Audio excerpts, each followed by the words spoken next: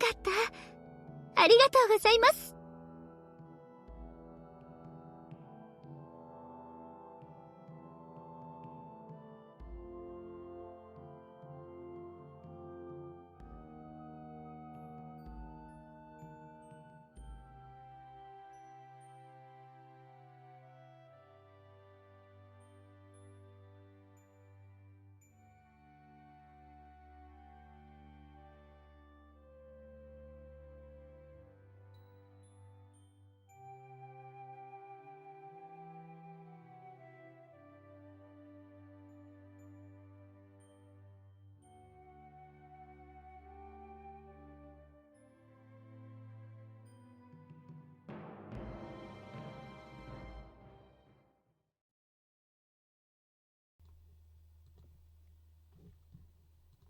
How's it going, everybody? I am Kyle from Fantasy Forge, and we are back with some Adventures of Middle-earth, our D&D 5e campaign set in the world of Middle-earth, taking place between the years of The Lord of the Rings and The Hobbit. I am Kyle, and I am your lore master, and we are joined by two of our players tonight. Unfortunately, Nick is unable to join us for this session. However, we are joined by our two lovely players, Theodric and Jess. And yeah, let's just go ahead and jump right into introductions, starting with you, Theodric. Hey everybody, I'm that Tubby Australian. I voice Theodric Grimborn in our wonderful sessions of Adventures of Middle-earth. Theodric is a 17-year-old man of Rohan. He is a slayer, meaning he is kind of the tank of the group. And yeah, we're off to rescue Dindy Brandybuck. Absolutely. Yeah, one of the things that I actually am quite curious is, when is your birthday? When is Theodric's birthday? Is he still 17? He is... Oh, that's a good question. His birthday's somewhere in January, and it's just a little bit past winter, isn't it? It is. He might have had his birthday while he wasn't paying attention. So currently, so if that was the case, your birthday, so you might be 18 now. Your birthday probably was when you guys were in Dale, before you met Brindle and everyone, for 18. It could be 17, or like we can be where it's like that was your birthday and we're coming around to it again. Because currently, right now, if you remember, we are in the month of September, as like early months of fall time, as you guys are tracking him down. So, could be He's 17. not 18 yet. Not No, 18 he's yet. still 17. Still 17. Perfect. So this is why I wrote down my birth year as well as my birth date. I made the mistake with a different character. Anyway, hi. Hi. And finally, we have Jess. Go ahead. Yes, Jess Mine Sackful Baggins. She is... Wait. Let me check my notes to see how old she is. 111. No! 11-1 today? 111's birthday. Don't be silly. Do I have it written down? I don't actually think so. Anyway, she's an age. She is an age. She is a number. She is I think the number is 33. I could be wrong, but I think it's 33. Yeah. Maybe 34. You know what? That's actually spoilers. So I'm not going to say. But anyway, she is a hobbit of the Shire Land, Jessamine Sackville Baggins. She doesn't like Bilbo for obvious reasons. And she is out here hunting some treasure for less obvious reasons. But there are no obvious reasons to hate Bilbo. Except for jealousy. Petty That jealousy. is the obvious reason. And think of it this way, too. You've been spending months with Dodie going on and on and on about Bilbo Baggins. I'm sure that grates on somebody at some point. Yeah, absolutely. Especially being related. Absolutely. Yes. But yes, she is on a mission currently to rescue Dindy, not Dodie. Yes. And protect him from the goblins, and the orcs that took him. Absolutely. Why they want live hobbits? Stay tuned for the next exciting episode of A&E. Hopefully it's this episode, but we'll see. But our last character, again, unfortunately, Nick is not here tonight. But our last one is typically played by Nick, Feanor the Lochduin. He is a Mirkwood elf from the Woodland Realm, and he is tasked with, well, at least he's brought it upon himself to unite the peoples of Wilderland against the upcoming threats of the Shadow, which are pervasive clearly in Mirkwood, as the company has seen, but also throughout all of Wilderland. And so he is currently on a mission to do that, but more importantly, also help the party hunt down Dindy. Yes, Theodric. Sorry to interrupt. When did we get the sick character art for the fill-in? It just happened. 'Cause It just happened? Yep. Because I'm just The looking commissions have been in progress. Yes. Because I'm everybody loving has. that. You guys, you have your. Am I little- gonna have to like leave so I can see my character art? No. Here, I have your token. Because Feanor's is gorgeous. Oh, I love it! This is Jess. She's adorable. Oh my Yeah. god! And She's 26, by the way. I just looked it up. okay, 26. This is Feanor. Ooh, As you guys very can see on edgy. stream, I think it's easier. Yeah, Um, it is Yeah. on stream. Valinith. Aw, I miss our Okay, boy. we love Valinith. Yes. Oh man, how does Valinith look even more edgy than Feanor? I know, Honestly, right? He's far He more just looks handsome and so less intense. dorky than I imagined. And he is a lot older. That was one thing. And then Theodric, I love yeah. that. That's our boy. This is I love everyone's how see- all the boys are looking Hang so on. intense, and You then can Jessamine's see just the over lock here of like, you can see the lock of Jalen's hair. It's tucked behind his ear. That's cute. Yeah, the thing with Okay, Feanor is we asked our artists to make him younger looking than Valinith, and so I guess elves technically there's not like a big difference in the way Yeah. that they look when they reach adulthood, but yeah, a little bit younger.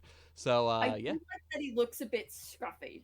Oh, yeah. because That is oh yeah, like a big part of him. very very Oh, intentional. I love That's it. phenomenal. I love it. All the boys look so intense, and then Jess is just over here like, I'm gonna make some pies, and I'm just gonna have some flower crowns woven into my hair. No, I love it. Again, very intentional. Yes, absolutely. Oh my god. Yeah, I love it. That they did a great job on your guys' art. But yeah, I was actually curious. I forgot that I implemented these earlier in the week, and I just popped up, and I was like, "Oh, yeah, that's right." So yes, I new love art. it. Oh yeah. I don't have I'm force so arts or excited. anything, but yeah, very cool, very cool. Yeah, and I can actually pop them up really quickly on your guys's on stream, so you guys can see if characters are missing, how they are going to be looking. So give me That's one cool. second. So that's Feanor. That's what Jess is going to be looking like, and that's what Theodric's going to be looking like. So Oh, I love it. Ah, It's phenomenal. so cool. I'm oh, obsessed. oh yeah. Good stuff. But anyways, onward into battle. No, but Feanor, yes, he is tasked with helping this party reclaim Dindy, and so that's what he's going to be doing. He is also a slayer, and he wields a number of weapons, primarily his great spear and his bow to fight down things, particularly goblins up until this point. Yeah, and he's using his hunting and tracking skills to be able to help as well. And finally, I am Kyle. I am the lore master. I am playing both with and against. Seems like against a lot lately, but both and with these players. But most importantly, helping to narrate their impact and their journeys in Middle Earth. It's been a pleasure. I love it. But without further ado, let's go ahead and jump into some sweet recap. And so, if we remember from a couple of weeks ago, I can't believe it's already been 2 weeks, but the party had just finished their battle at the Ring Fort. But up until this point, they have been tasked with tracking down Dindy Brandybuck, who is a hobbit that belongs to the Easterly Inn, one of the small establishments that's an inn that has been set up by Dodie Brandybuck and family. And he has gone missing, and so the group went out starting from Roscabel south all the way up north along the Anduin, fighting some goblins, fighting some ghostly spirits, secrets, getting transported back in time, maybe all kinds of crazy shenanigans, until they were able to find the caravan stranded on top of a hill, to which they discovered that Igwar had been wounded, Anu and Lochni had been basically gone missing, protecting the rest of the caravan as they were assaulted by the goblin forces crossing the high pass. And also we had the Brelanders, who had been staying firm and staying strong, protecting night after night the caravan on this hill as the goblins assaulted them. But also with Dindy Brandybuck in tow, the main, the main caravan leader, I guess it would be, he was kidnapped, unfortunately, during the hostilities of the battle that pursued. It was an epic battle, a vicious battle. Lots of goblins died. Lots of arrows were flung, hitting both foe and ally alike. Jess was almost taken a couple of times. A couple of shanks happened as well. Theodric survived facing off against Ubhurs, the Dread Uruk from the Misty Mountains.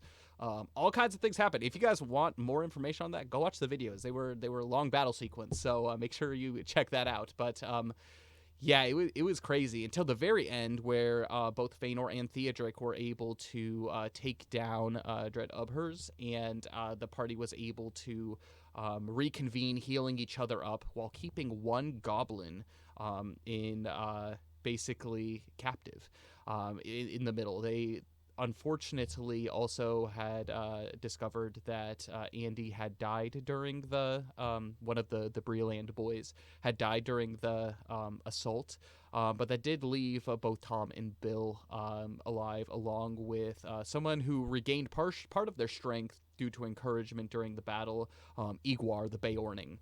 And so now tasked with the new duty of tracking down the goblins who stole Dindy, we have Theodric, Jess, and Feanor tracking this goblin down, or this group of goblins down, to where they came from, while Valinith decided to help heal up the remainders that are at camp and lead them back to the Easterly Inn.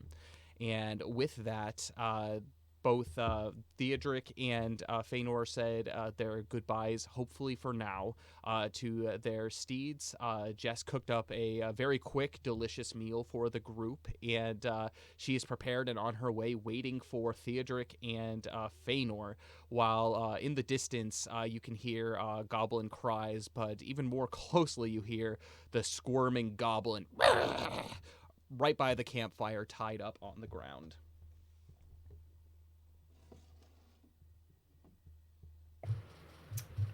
Cool. Okay. All right. Do you want to? Okay. Would we like to interrogate the goblin? Yes, I believe Feanor was trying to interrogate the goblin at the end of the last session. Yes, let me do what I can. And he rubs his hands together and just itching to be able to get his hands onto this goblin. Okay.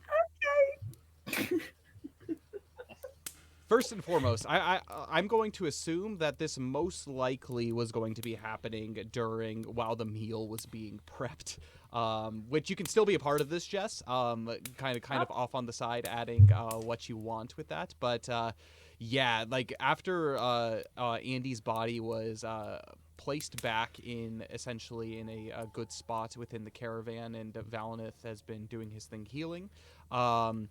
First things first, this goblin is there, and Feanor makes his way over, puts his spear in the ground, and lifts the rope up. Like the rope is tied around his chest, lifts him up to where he's arm's distance away from his face, looking directly into its eyes. So, we can either do this the easy way or the hard way. And up until this point, you've only heard some random screeches and squeals from this goblin.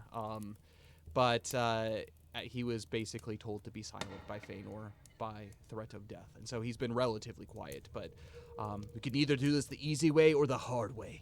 And he looks at this creature dead in the eyes. Actually, if I could have one of you grab control of Feanor's character sheet, maybe we can roll some checks for Feanor. I vote for you. I can do that. I'm not sure how exactly I do that. Yeah, just go ahead and on the character sheet, you should be able to, because I think it's public access. Just go ahead and click on his character, and you should be able to roll for him. Oh, on On Vocal D&D Board? Beyond. D&D Oh, Beyond. Yeah. Um, For now, though, I have his character sheet pulled up. You guys can conduct this interview in lieu of me just talking to myself. So you guys can decide how this sorry, how this you is might going to go down. quickly have to teach me how to pull up his character, like someone else's character sheet on Yeah, this. if you just I go haven't to used the collections and then my campaigns, if you go to the adventures Oh, in okay. Middle-earth, you can just click on his character sheet in the center Ah. tab and pull it up. Okay, that makes sense. Because I've only ever really used it on my own character. Mm. Okay, I've got him up. Perfect. First things first. The obvious question. Feanor, he looks directly at this goblin. To do this the easy way or the hard way? Where are you taking the Hobbit?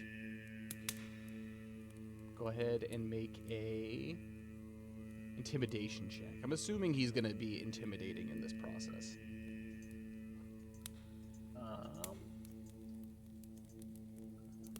Oh, hang on. I'm in view and not use, I guess.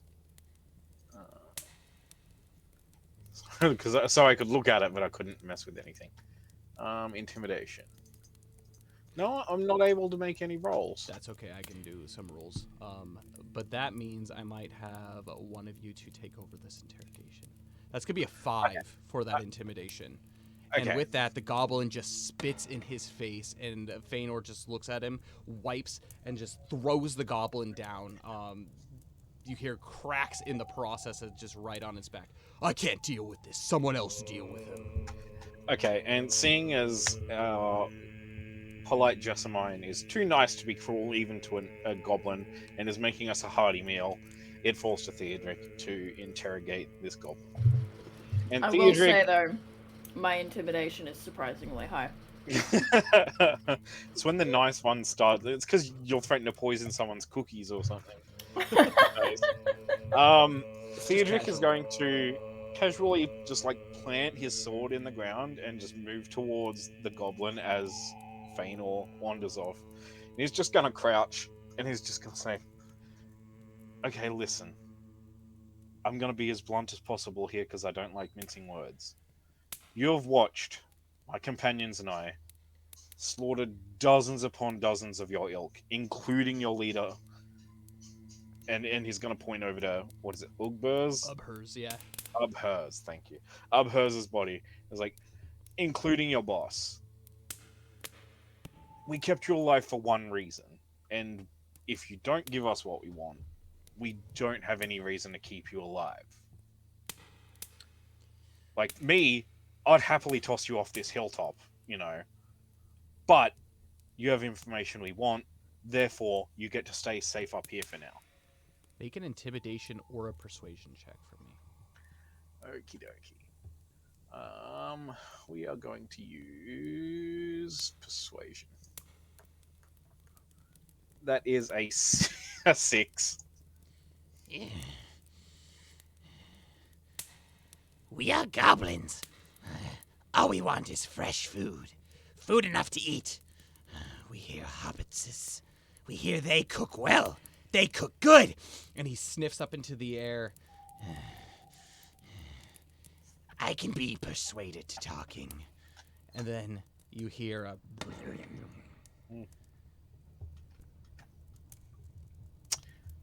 I'm assuming that was his stomach. That was his stomach growling. Okay, Theodric is going to... Is the goblin wearing anything? Like a shirt, like even simple Yeah, clothing? so like very, very kind of slapped together, essentially like leather armor that he has on. Okay, Theodric's going to just grab him by the, like, the scruff of his shirt and just pick him up and walk to the edge of this mountain and just hold him over the edge. And just be like, I know you can be persuaded to talk. Now let's talk. Make a intimidation check with advantage.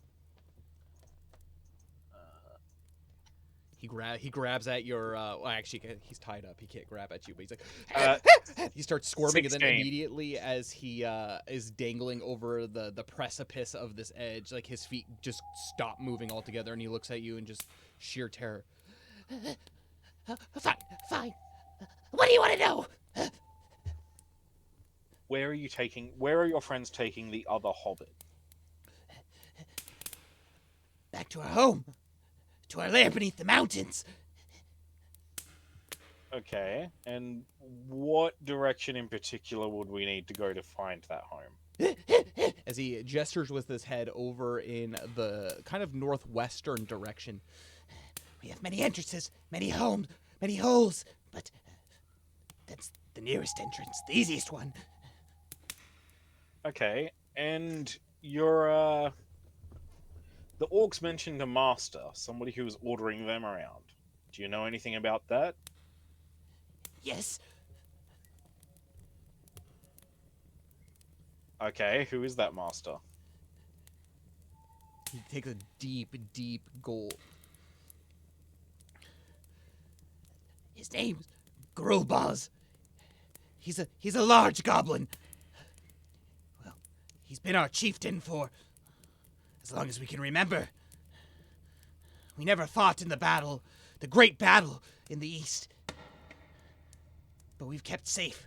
We've kept low, preying on travelers here and there. Okay. And so, why did you attack this caravan? Was it just for food, or was there anything else for it?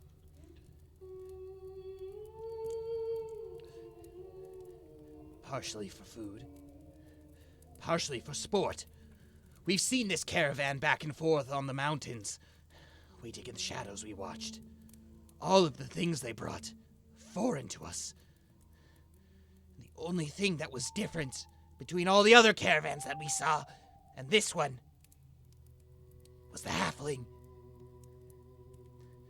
It smelled so good. It looked so good. Barrels of pipeweed, cheeses, meats we've never even tasted. We've stolen things in passing from the caravans. From this caravan specifically. I stole something. It was a meat. It tasted no different than any other meat, but it just... Watching them cook, prepare this food, we couldn't resist. We had to tell our boss. We had to tell the chief. And so, at their next passing, we were ordered to ambush them. The boss, he hired Urbers. He's a hunter. Evil and cunning. But clearly no match to the likes of you.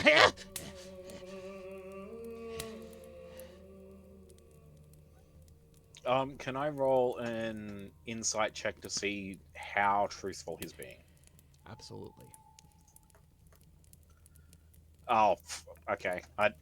4. I don't have a clue. What you could tell, he's fearful. You don't know how truthful he's being, though. Okay. Okay. So, would they be keeping the Hobbit alive for now?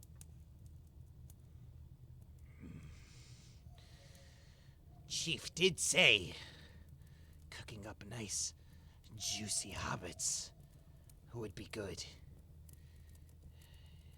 They probably test him. See if he can appease them. The plan is for that hobbit to cook for the chief. As long as he's useful. Well, he stays alive. All right. And Theodric is going to take a couple steps back from the edge and plant the goblin on the ground. Who immediately falls on his feet, but directly to his knees in exhaustion, flopping on his side. And Theodric's gonna quickly turn and just. Does anyone else have any questions? Jessamine, Feanor, Valineth? Yeah, I do actually. Go ahead. Okay. I'm gonna approach and I'm just gonna like. He's on his knees, right? Yeah. He's also like kind of slumped over, like on his. He's knees. also missing an arm, if I recall correctly. Yep. Yeah, he got an arm lost from Ingle. Is he? Ingle?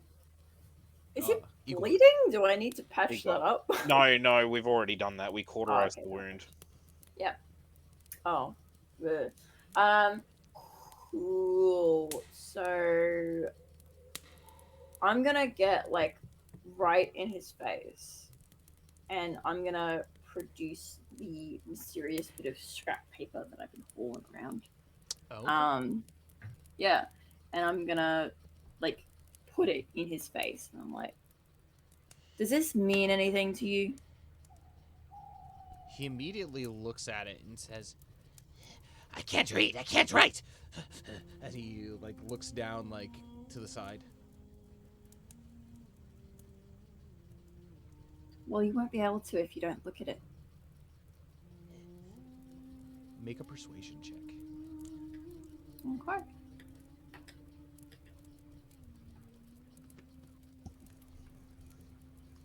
$12.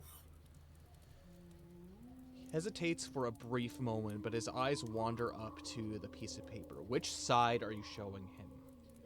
I'll show him. Well, we know what the writing says, so I'll show him the map side. And he looks and he kind of pauses and looks it over as he mutters to himself.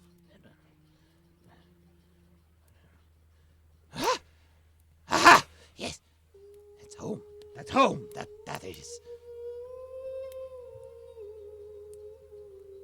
That's home. Yes. Is that entrance close to where Welcome we home, are? good Or... hunter.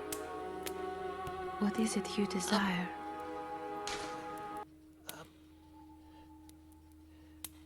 It's a few days, not days, hours travel underneath the mountain. As I said, there's tunnels, many tunnels. The passage that I tell you of. It's the fastest, quickest way there. And there's like an X marked on the map too, isn't there? There is. Yeah. And so I'll point at it and I'll say, "What's this?" The back door.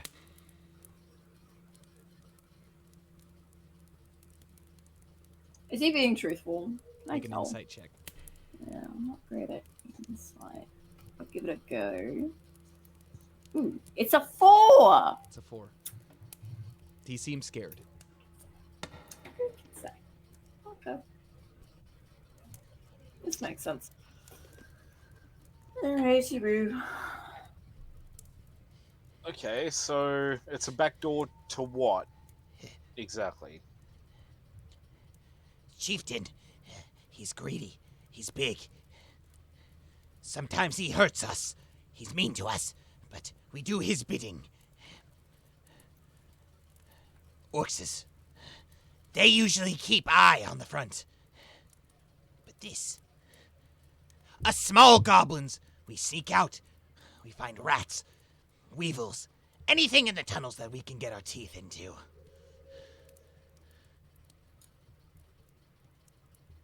It's hidden. Hmm. Okay. Well, I think that's all the questions we have for now. And Theodric is going to... Do we have anything, like any apples or anything lying around? Something he's Just something we can chuck him real quick to... In the Yeah, caravan, be able to caravan eat likely an there's apple something. with his hands tied behind his back. He'll figure it out.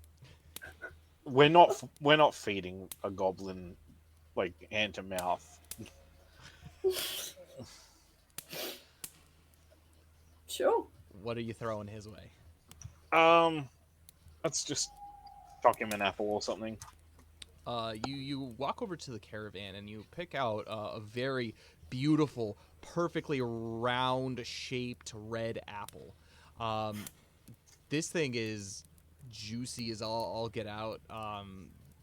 These are quite popular, Jess, back in the Shire, back in your home. I then immediately put the shiny one away and look for one that's crappier. You do find, with some digging, one that has a small blemish, potentially a wormhole inside of it. Goblins would like that. And also, he is a bad guy. Like, just want to throw that out there. He's potentially the one who killed Andy, okay? I don't know why you're defending him to me. I'm completely on board with Oh, this you're on plan. board with what I'm doing? Cool. Yeah. Sorry. I'm used to your sister who has Coblin and Boblin and Ablin and loves her goblins, so... Oh! Did she tell you that? Oh, No, yeah, that was was the me. campaign. Was that you? Yeah. No, Was no, that no, our campaign was... together? Yeah, that was our campaign. Okay, yeah, I'm used to having to fun. defend my goblin hate to you. Anyway, I just kind of like grab that apple and walk over to the goblin and kind of like put it in his mouth. And I'm like, I'm not gonna untie your hands, but like figure out how you're gonna eat that. You hear a very crispy crunch, and you hear. You poisoned us! Why you do this? It's an apple. It's food. I don't eat this. I mean, there was a worm in there somewhere. I'm sure. I eat worms over this any day. Yeah, there was a worm in there. You've got to find it. You can see him kind of like squirming around trying to see if there's anything in there. And Okay. unfortunately, there's not. The hole only goes in about a millimeter deep. Oh. Yeah. But he just looks at it. It's Oh, just a seething. perfect apple. Well, My bad. And Theodric's gonna walk towards the campsite where Jessamine's cooking and everyone's gathered around healing their wounds, and he's going to just kind of turn to Fëanor and Jess and say, well, it seems that we at least know they're gonna keep Dindy alive for now. So we've got a bit of time. That said, we shouldn't dilly-dally. no. But this back door that he was telling us about and on your map sounds quite useful. Otherwise, it sounds like we're going to have to face some more orcs to get in. Potentially. I'm thinking we might use this little guy as a guide, keep him around for a little while longer. Will he know the way overland? And if we're letting him guide us to his home, what's to stop him from luring us into a trap? Oh, we're going to keep him tied up for sure. And Yeah, but if he's the only one that's guiding us, he could just lure us into the place where he knows the most people are instead of the least people. well, It doesn't generally have the to- threat of a beheading will stop most people from trying to betray you. Not Yeah, he's necessarily. tied up and missing an arm, and No. he seemed pretty eager to talk the moment I dangled him over a cliff, so... Yeah, talking is one thing. Actually leading... Goblins and bravery don't really go together at all. It's like hobbits and cruelty, and dwarves and height. You know, like, they're not there. They don't go together. And dwarves and heights? When was the last time you saw a tall dwarf, Jessamine? Never. When was... Okay, this is a question for Kyle. When was the last time I saw a dwarf? Probably never. Oh, never. Yeah, so she just gives you a blank stare and she goes, I've never seen a dwarf. Well, they're probably only a little bit taller than a hobbit, so... You know, they maybe come out at 4 foot, you know? 4 foot is pretty tall. It's really not, Jess. I'm 2'5". Yeah, hobbits are also the shortest race in Middle-earth. As far as we know, and Fëanor, he's sitting with his back against the rock, and he's taking basically his whetstone and he's sharpening his spear. You can tell that he's been pretty checked out. You can tell that he's also seething in anger. as he's doing it. Not like outwardly pissed, but like kind of like this like hot, quiet rage as he's sharpening his spear. Cedric, can I? Do I need an insight check to tell that he's annoyed or No. no? And it's very not obvious. it's not as much annoyed as it is it's just very clear that with everything that's going on, he's blaming himself a lot for the kidnapping of Diddy. Okay. Cedric's gonna go. Okay, I'll buy it. You're generally much more relaxed than this. What's got your undergarments in a twist? He looks at the goblin and says, I've dealt with their kind before. They are cowards. I can trust them as far as I can throw them. But the longer we wait here, I just feel like we're going to lose him. I don't like failing people, you understand? There are plenty of times in my life that I have failed or come close to it. It's one of my greatest fears, and I don't like to be vulnerable about it. But he looks at the goblin. I don't see what choice we have. I've never tracked anything underground. And he looks to Jess and says, I know you're familiar with dwelling underground, but how far do you think you could help track the footprints of a halfling? With your help, I'm sure I could manage. I think that the three of us are more capable than we're giving ourselves credit for, really. We just gotta.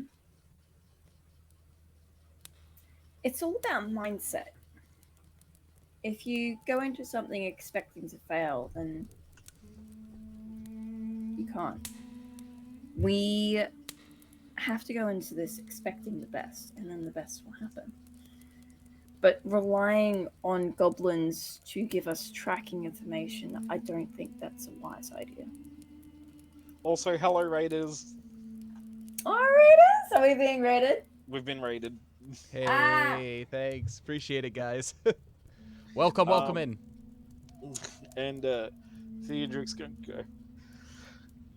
Yeah, we could. I mean, I've quite a lot of faith in our group, but just helping us find the right cave entrance. Perhaps. I mean, if we go in If quick, we have to, and he's just going to lower his voice a lot, we can dispose of him once we've found the right entrance.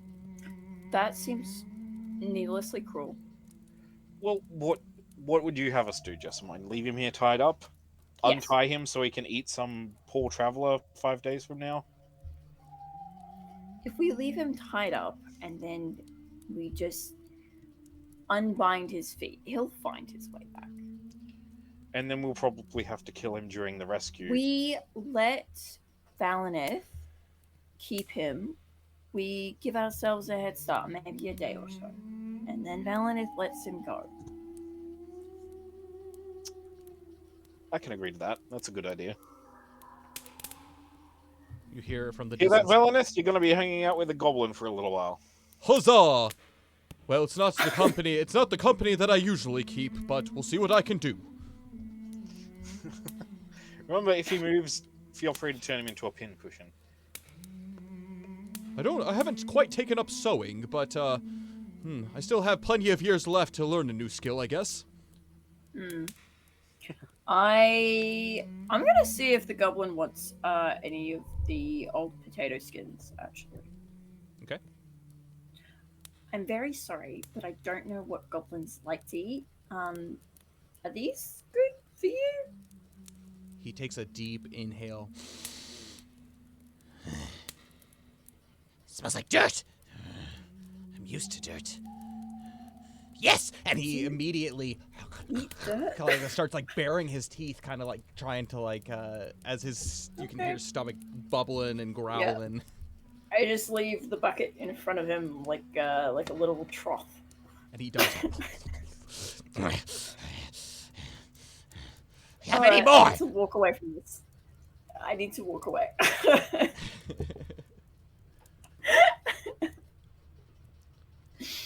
Yeah, so I just basically give him whatever vegetable scraps or peels that we have left over.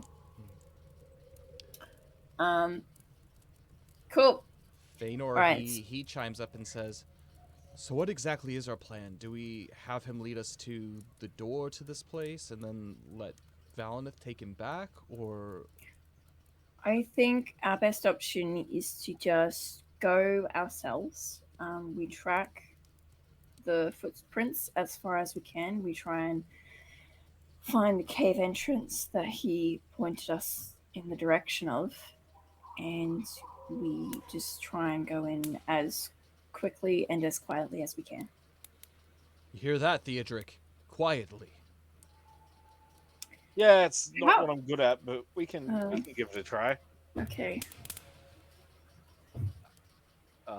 And Hey! If all goes according to plan, we're not even going to need to use all of my torches and fire and lantern oil in this case. I thought you liked using that though. I do. But the thought of myself underground trapped with this is, needless to say, a little bit frightening. And he takes out his torches and everything and says, "Speaking of which, if we're going to be going underground, how prepared are we?" I mean, I have dark vision, so I'm good. He gestures to basically you, Theodric, and Jess, and says, "I've got some torches if that helps, but even if we can see, I'm sure we're going into this blind." But unfortunately, that is true. But we don't really have much of a choice. he puts his fist down kind of as he lifts himself up before walking over to Nim and says, "Oh, well, I've tracked on less before." And he just wanders off into it and starts saying his last goodbyes to Nim in that whole thing. I'm gonna take the opportunity and see if I can round up some stray arrows. I don't care if they're goblin make or whatever. I just want some extra ammo and ammunition. I'm going to have you roll either an investigation or perception check. It's up to you. Oh, I'm better at perception. It's not good. 4. I'm going to have you roll a d4 for me. Okay, perfect. 1d4. 3. 3. You're able to collect 3 arrows. These are kind of that weird mixture of like dwarven shaft, goblin head, but they kind of equate out to like an average arrow to be able to collect. So you can go ahead and add 3 arrows to your inventory. Perfect. Thank you, thank you. And with that, unless there's any last minute things you guys want to do, we can fast wait, forward. Yes. Does the goblin have any arrows on him? Goblin does not have any arrows on him. So he, by the looks of him, he was one of the goblin skirmishers, kind of one of the original force to assault the hill. And so he is actually only equipped with a small kind of bent scimitar. Very poorly goblin made, but he does have, or had a scimitar. It was in the arm that got lopped off, so... well, that's fine. Yeah, so... That's right. You can keep that one, though. Or not, I guess. Or not. Anything that you want, the last minute things you want to do, Theodric, before heading out? No. I mean, last session I said goodbye to Baradrock for now, and you know, we've kind of done the whole backwards and then back to where we are kind of thing. Yeah. So Theodric's just kind of like saying goodbye to Baradrock and prepping himself for the rescue mission. As you all, as Jess waits for both Feanor and Theodric to join her before you make your descent from the hill northward, Valineth, he makes his way over and looks to all of you. He puts his hand on the closest person to him, so it's probably Feanor, and says, "Now listen, all of you. I like to consider you all my very dear friends. I don't want to see you dying out there, and I do intend to see you all again. I trust in your skills, and if you aren't to return within a reasonable amount of time, I will make sure to send people after you, or at least not leave you in the dark underground. And he kind of shudders a little bit, and but shakes his head and but says, "I've traveled with you for some time, and I've learned a lot from each one of you. I've learned to take things less seriously. I've learned a joke here and there. I've learned to enjoy the simple things. Things that I can't find in my books. And in each one of you, there's spirit.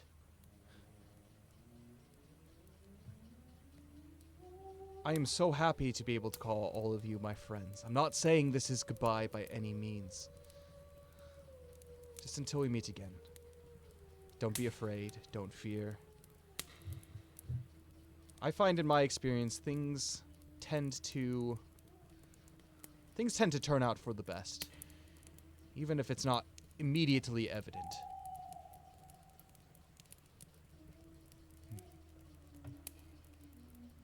I will be waiting for you at the Easterly Inn. Be safe. And please be careful, my friends. We'll see you there. Absolutely. I look forward to eating some delicious Agatha stew. Oh, that was something that she, I cannot wait for all the... that's one thing I will miss is all of these breakfasts and meals. So come back quickly, please. We will. Say hello to Rufus for us when you get there. Ah, yes, the majestic beast. Maybe he's learned to fly at this point. Ha ha ha! I merely jest. We'll see you then. Smiles. And the group of you, unless you have anything last-minute things to add, Nope. make your descent. I'm going to have Jess. As the scout, I'm going to have you look for the set of tracks that are potentially leading in the general direction. So I'm going to have you make either an investigation or a perception check for me. Do I get advantage if someone's helping me? Yeah, like Feanor will probably be helping too, and Theodric as much as he can in the darkness. All right. In that case, it will be perception with advantage. That's pretty good. That's 19. You're able to immediately... It's difficult to decipher the tracks as they are numerous, whether they're paws or goblin footprints. This is well-trodden area. But you are able, the three of you together, to be able to gather up enough info and intel to know the general directions that they are going, where a large majority of the goblin footprints are making their way in a familiar direction in the northwestern direction. Is that what you wish to follow? Yeah. It's not difficult to. The goblins are light on their feet, but not in such the numbers that were there. You're following probably a number of like 12 to 18 goblin footsteps from what you can make out off in this general direction.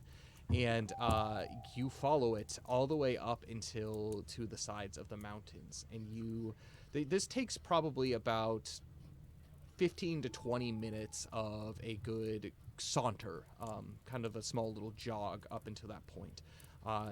This is very much a direct path that they are taking, as if fleeing with their spoils. But you do come up to the side of the mountains, but they seem to vanish, these footsteps, as you can see that they spread out a little bit towards the base of one of the larger rocks.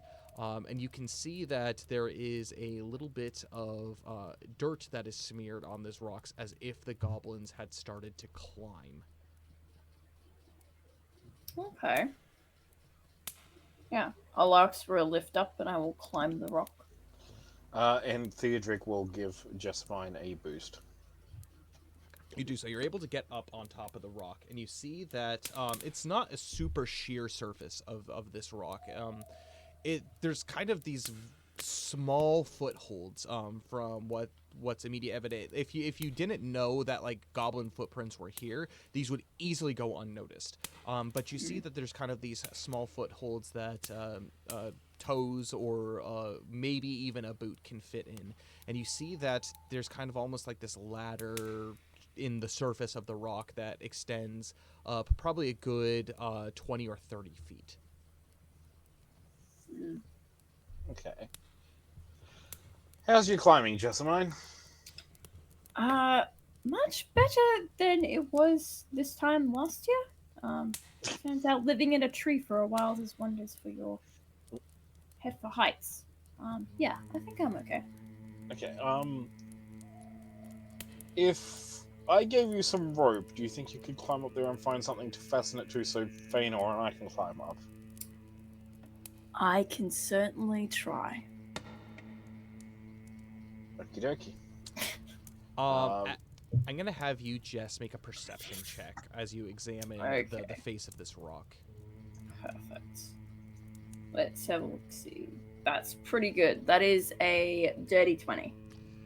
The one thing that you know about, at least from what's immediate evident, goblins are small creatures, but there are plenty of opportunities, plenty of times where being short of stature is quite useful.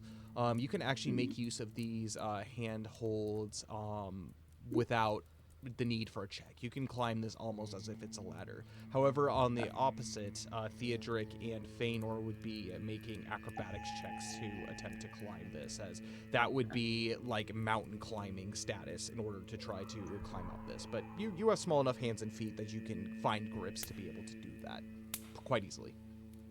Very cute. Awesome. All right, I'll do that.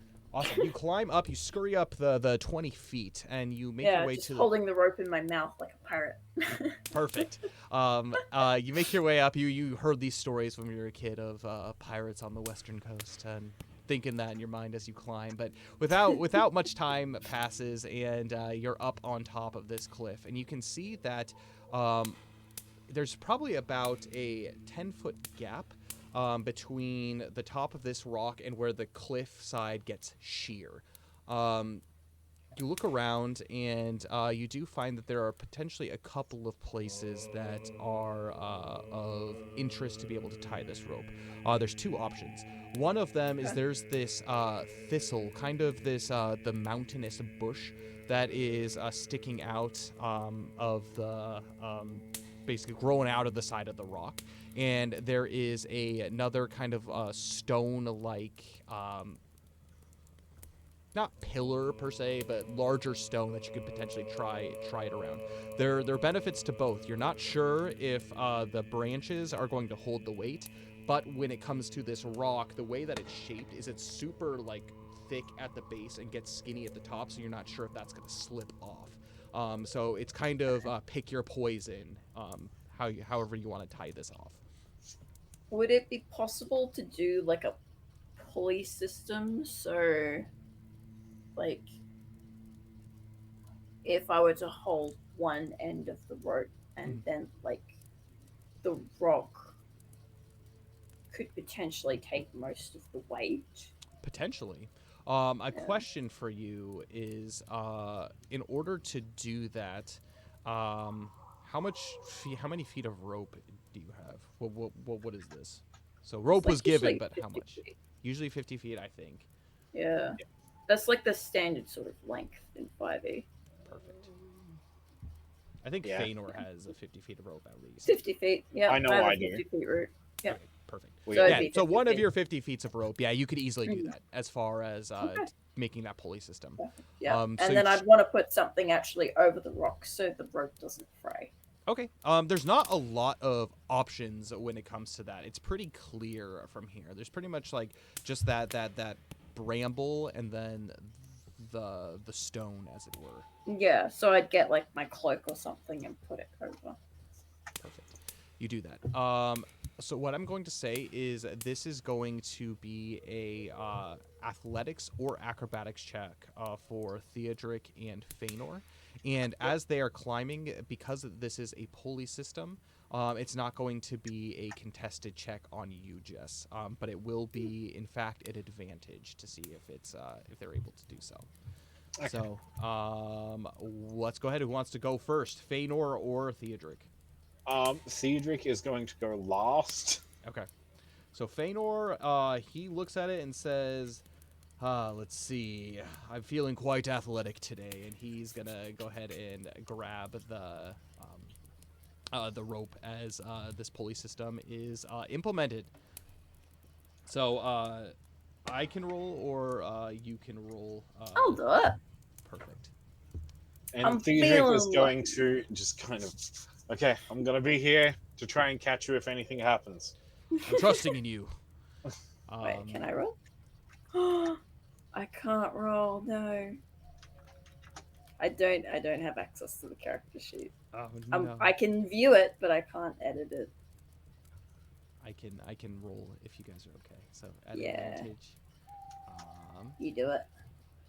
All right, let's roll this sucker. That is going to be an 18. He easily climbs up, and you actually find that this is a rather easy method to be able to get people up, and that was much easier than you had planned for, Jess. And now you have Feanor at the top to be able to help if you do want to as well. This still provides the same benefits to Theodric. He can make an athletics or acrobatics check at advantage, but it is all yours now, Theodric. Okay. And Theodric's going to be like, okay. And he is going to go with a 23 in athletics. Oh, absolutely. This is not as bad as you could have assumed. If things are this easy the rest of the way, you're golden. You get up there without a problem. But that does present another problem. As you climb up to the top, you have lost any sight of the footprints at all. This is something that Jess actually noticed as she was climbing up, as she was examining the rock face that was to each side, is as the dirt kind of came off the goblin's feet, the tracks started to become less visible. So I'm going to have each of you go ahead and make a perception or investigation check for me.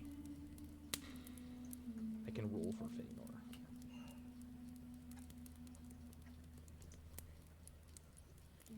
I got a 10. Okay.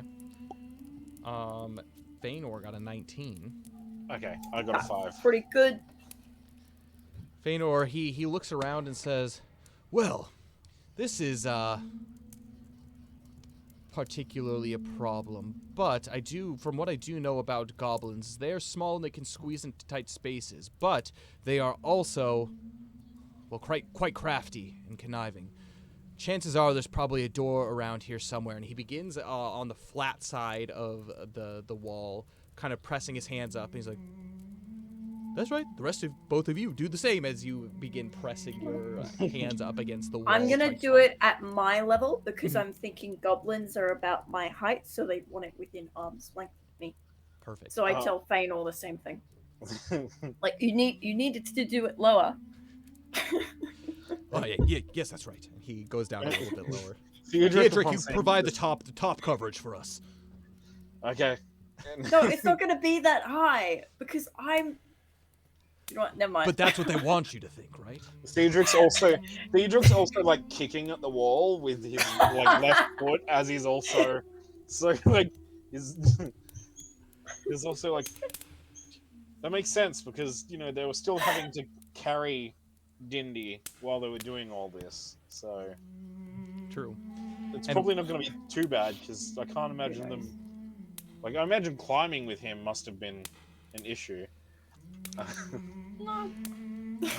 As you're chit-chatting about maybe. this, He's pretty fat. you zoom out and you see this picture of these these three adventurers just feeling a wall, making your way from right to left, all the way to the point where you make your way over to the bramble. And Feanor, as he moves aside the bramble, there is a small opening that nothing larger than a medium-sized creature could fit through. This looks to be a small nook, a small cranny, but it does go deeper. You have found the entrance to the Very cool.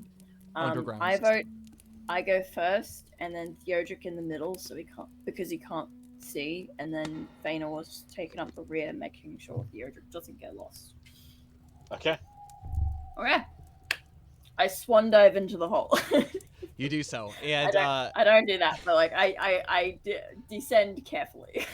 and it is a very gradual descent too. The one thing that you notice as you walk, and even you can feel this to a degree, Theodric, is it's very smooth and well trodden.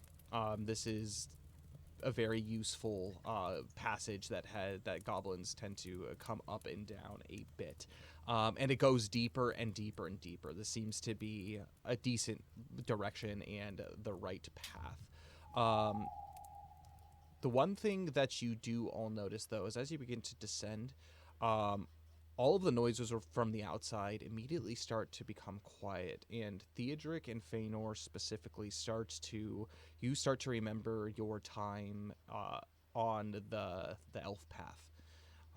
This is something that probably not great memories of what happened there, but you are pleasantly surprised every now and then in comparison to the few drips off in the distance nearby of running water, or at least partially running water, as you dive deeper and deeper into the earth. And with each 5 minutes that you continue to trek and traverse, it starts to get colder.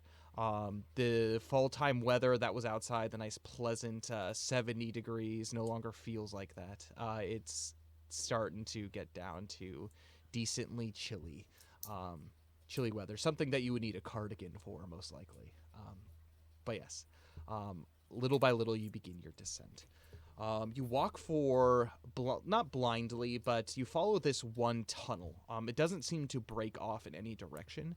You follow it for probably 30 to 40 minutes before you come to kind of like this one break, where it splinters into 3 different paths.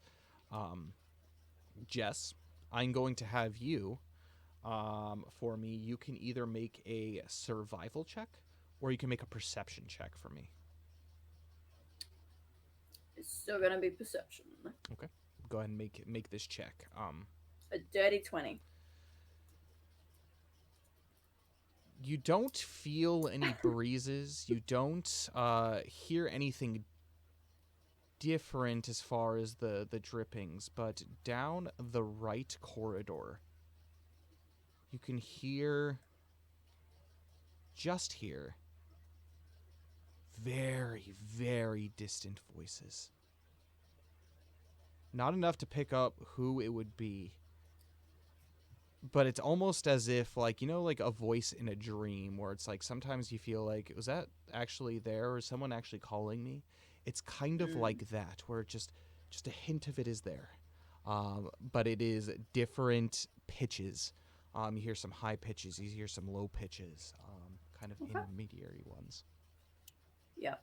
So I'll single for the other 2 to be quiet, and then follow, and then I will stealth and then move. Perfect. How quickly do you want to be following this path?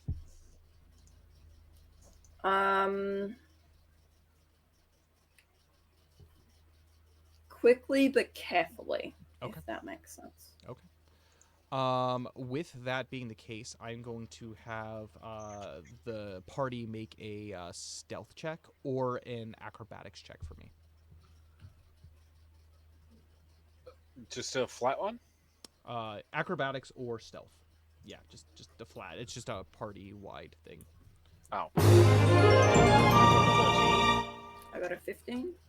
What was yours, Theodric? Sorry. Oh, 13. 13. I'm trying to find the stealth for... Oh, he's got advantage. Yeah, near the bottom. Yeah, he's feeling good.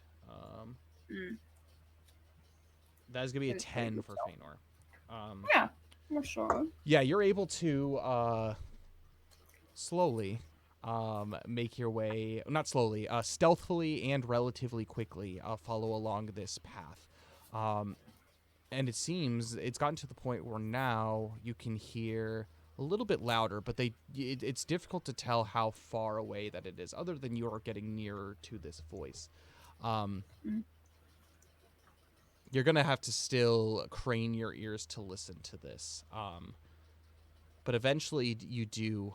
Probably you walk this direction for another probably hour and a half. So you've been in these tunnels for about 2 hours at this point, and it's dark and it's dingy, and it's at this point starting to smell very much like water, like minerals, like the earth. It's not super comforting considering you know what dwells down here, but you do remarkably know that you are not alone. And with that, you are able to catch up to a degree to where you're able to just vaguely make out voices and exactly what they are saying. You hear, Goblins live down in the caves. Ain't had nothing to eat for days. Empty bellies, sharpens teeth. Sharp blades in a blackened sheath. Goblins are a courteous folk. Always polite and real well spoke. After a fight when we're the winner, bring the foes back home for dinner. Dwarves is tough and mostly beard. Elves are stringy and taste so weird. In the better times we ate man flesh. Smoke it, cook it, eat it fresh. Put the hobbits in the pot. Eat him up, we'll have the lot. Bring him to the goblin feast. Bring him to the goblin feast. and you hear this just on loop, just off in the distance. These Theodric's gonna goblins go. are singing. You know, I always did think you and Valineth did look a little stringy. I'm gonna tell you something. I'm probably not very good eats, but to each their own, I guess. Some like apples, some like stringy people, some like plump dwarf. Who am I to judge, right? He smirks. It's not exactly the most comforting tune, huh, Jess? Shh. Oh, I doubt they can hear us over there singing. I Feanor, don't want to be caught and eaten, Theodric. Do you? No, I guess I'm not stringing like an elf. Feanor laughed and said, "So much for trusting goblins, eh?" Yeah. Good Well, lord. let's do this. I guess onward we go towards singing goblins who potentially want to eat us. Any We objections? knew Yes. that already. Let's go. I mean, That's what we didn't know signed they up could for, right? perform. This might be two of your most hated things, huh, Feanor? They're performers and they're goblins. Like, they're bards and they're goblins. That's like a double whammy for you, huh? Now that I think about it, I have a really bad feeling in my stomach. If they have a juggler, it's just over. He stands upright and he begins to stroke his chin, and he says, "But there is something that is vaguely funny about them, don't you think?" A little bit. I mean, they're much funnier when we don't have to see them or fight them or smell them or, anything requiring us to be near them. True. But I do find that these characteristics, these traits that they show, they kind of say what's on their mind. Perhaps we should keep this in mind. And he looks to you, Jess. What? It's just a thought. But how do you feel about playing the part of a goblin? What? If worse comes to worse, that is. No one's gonna mistake me for a goblin. I'm too pretty. It's Well, just we a could fact. just say I'm he, sorry. he leans over and he grabs a wad of dirt and he begins to smear it on your face. No! I run away. I don't think she likes the idea. No. Yeah, I'm gonna be honest, Feanor. I'm not well versed in the ways of women, but smearing mud on their face doesn't seem like most children I know grow out of that by 7 or 8. Oh, come Yeah, on, I Theodric. instantly try and wash it off. Oh, come on, Theodric. Caranthiel and I, when we were in our late 60s, we were still smothering all kinds of gross things from, I don't know, soot, mud, dirty water on each other. It's just what we do. I don't think it's that big of a deal. Maybe for elves, but not for me. Anyway, let's focus on rescuing Dindy and Indeed. Indeed. Lead on, Jess. And as you go, he kind of starts to hum the goblin song as well. I'm gonna have each of you make investigation checks for me. Okay.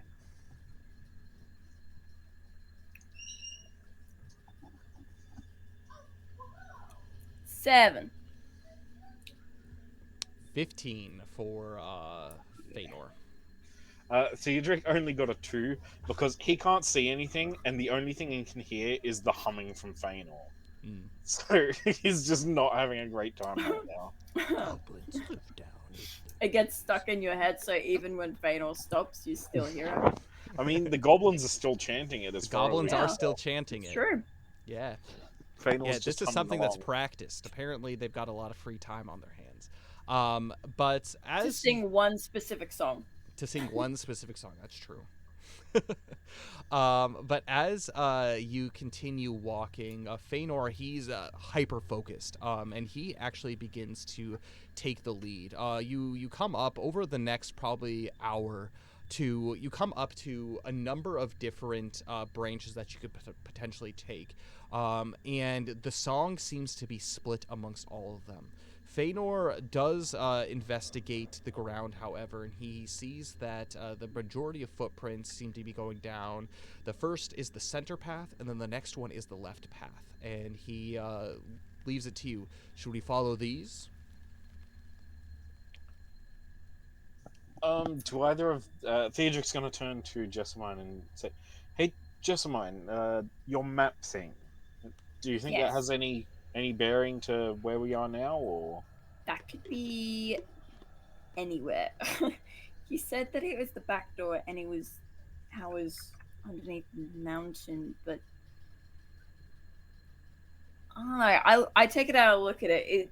Could it be like this section, or do I think it's like a totally other section? I'm going to have you make an investigation check as you look Yeah. at this map. The only clues that you got is it's their home. You don't know if it's Nat the 20 tunnels. though. Nat 20.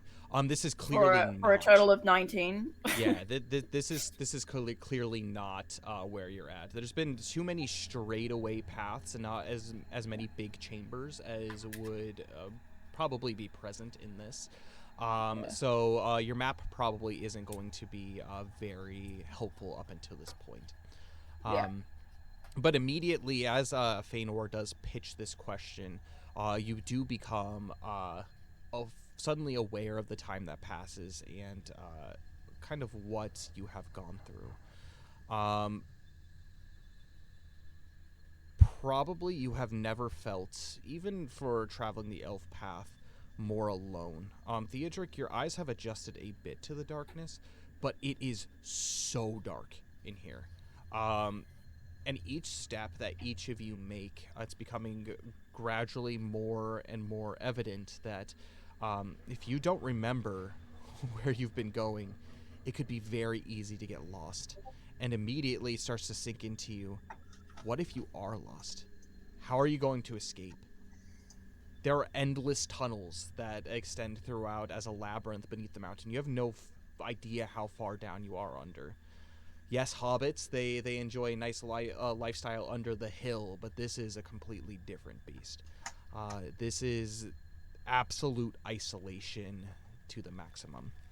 Claustrophobia begins to set in, especially for you, Theodric, as these walls, small, seem to be closing in around you. It's tight, it's dark as you continue onward. You said.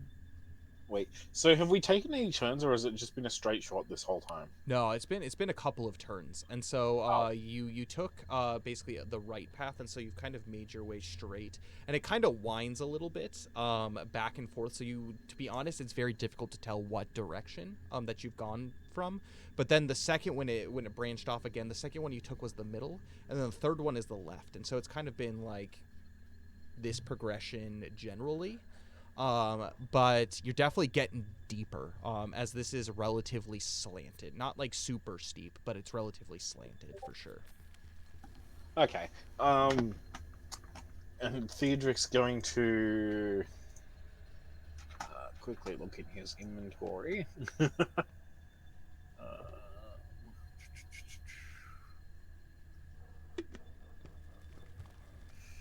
Yeah, I don't really have anything.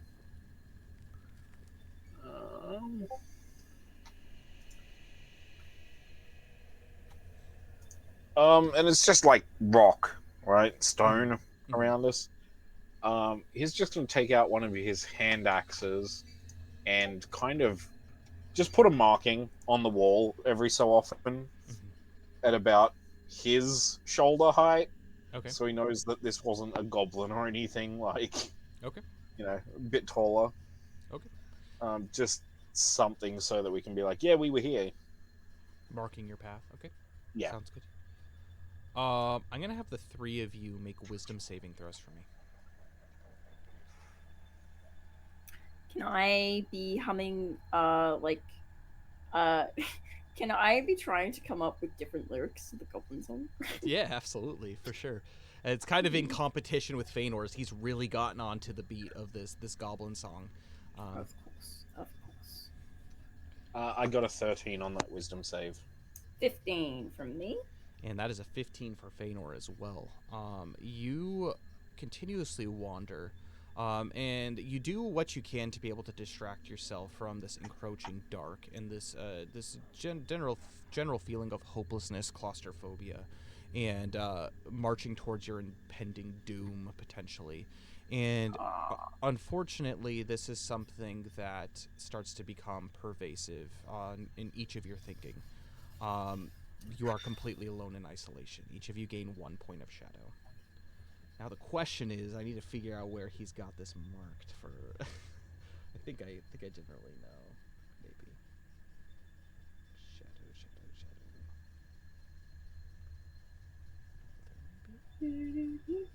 Okay.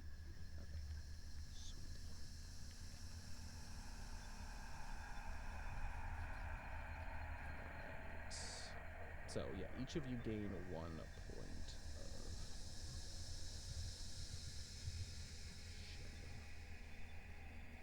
For some reason, I can't Perfect. edit.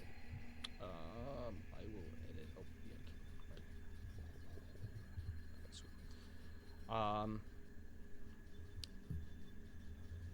Yeah, it's tough. But eventually you're able to continuously follow these tracks, and it's actually become relatively evident this far deep underneath the mountain, the goblins aren't doing much to hide themselves, hide their progression. Most likely things that come chasing them into the mountain are unlikely to be able to follow them this deep. At this point, you can tell that it's probably starting to become like 4 a.m. in the morning as you follow these goblins down beneath, and you are starting to feel tired. About another hour passes, about 4 a.m. in the morning. I'm gonna have all of you make survival checks for me. I got a 22. How? I have a +3 to survival. How? I got a 13. And Feanor got a 5. Jess and Feanor, the two of you begin to really feel it. This is different environment for Feanor than he's ever traversed before. He was already apprehensive beforehand of going. That speech that Jess had a little bit, looking at things positively, did help probably for the first portions of this, but he's starting to feel very exhausted and tired from this. The passage of time seems slow. Seems like you guys have been going at this for days, no sleep, and you're starting to grow tired and weary. You feel this to a lesser degree, Jess, but you do feel you haven't gotten sleep for close to 24 hours at this point. Theodric started marching on, and he's doing his best to try to focus his attention to distract himself from the tiredness. But both you, Jess, and Feanor get 1 point of exhaustion. Okie dokie. On the bright side, the noise in this goblin song has gotten much louder. It seems that you are making progress, if any is to be had. So that's good. However, in the darkness, something does begin to distract from your attention. About another 30 minutes passes by. And at first you think it's something that it's maybe just your mind, your tiredness, all of you getting to you. But you begin to hear this rhythmic tapping.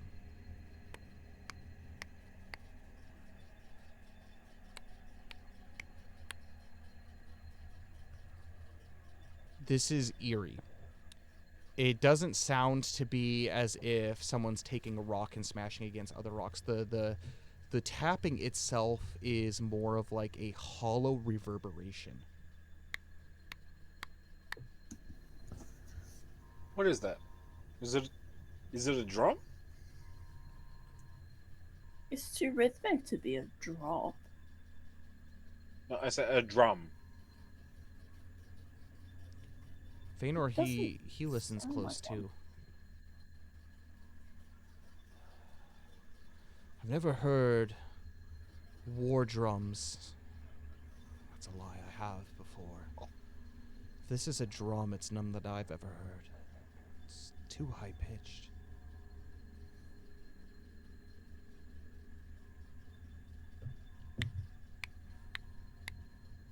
I'm going to have you all make survival checks to determine any kind of direction that this potentially could be coming from. 11. 19 for Feanor. 3. 3 for Jess. Okay. This rhythmic tapping, it begins to remind you, for some eerie reason, of a couple of nights ago, of your assault by the spectral figure, the Night White. It begins to bring almost kind of a nightmarish possibilities into your realities. The tapping is no longer just rhythmic tapping, it's haunting. As if there's a finger scratching against your heart, with each scratch tearing a piece of you away. Feanor, he looks to you and says, I don't hear it anymore. But the two of you persist. The two of you gain 1 point of shadow. Can I do the tapping back to the thing? Yeah, absolutely. All right.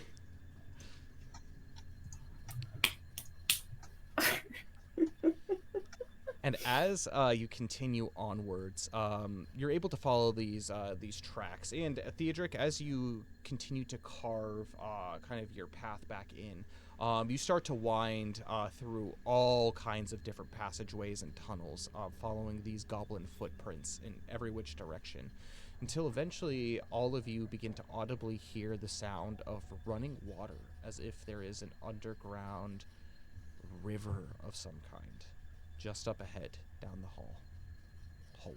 I guess it's a hallway. Tunnelway. Okay, well, hopefully we're almost there, because I'm getting real sick of these tunnels.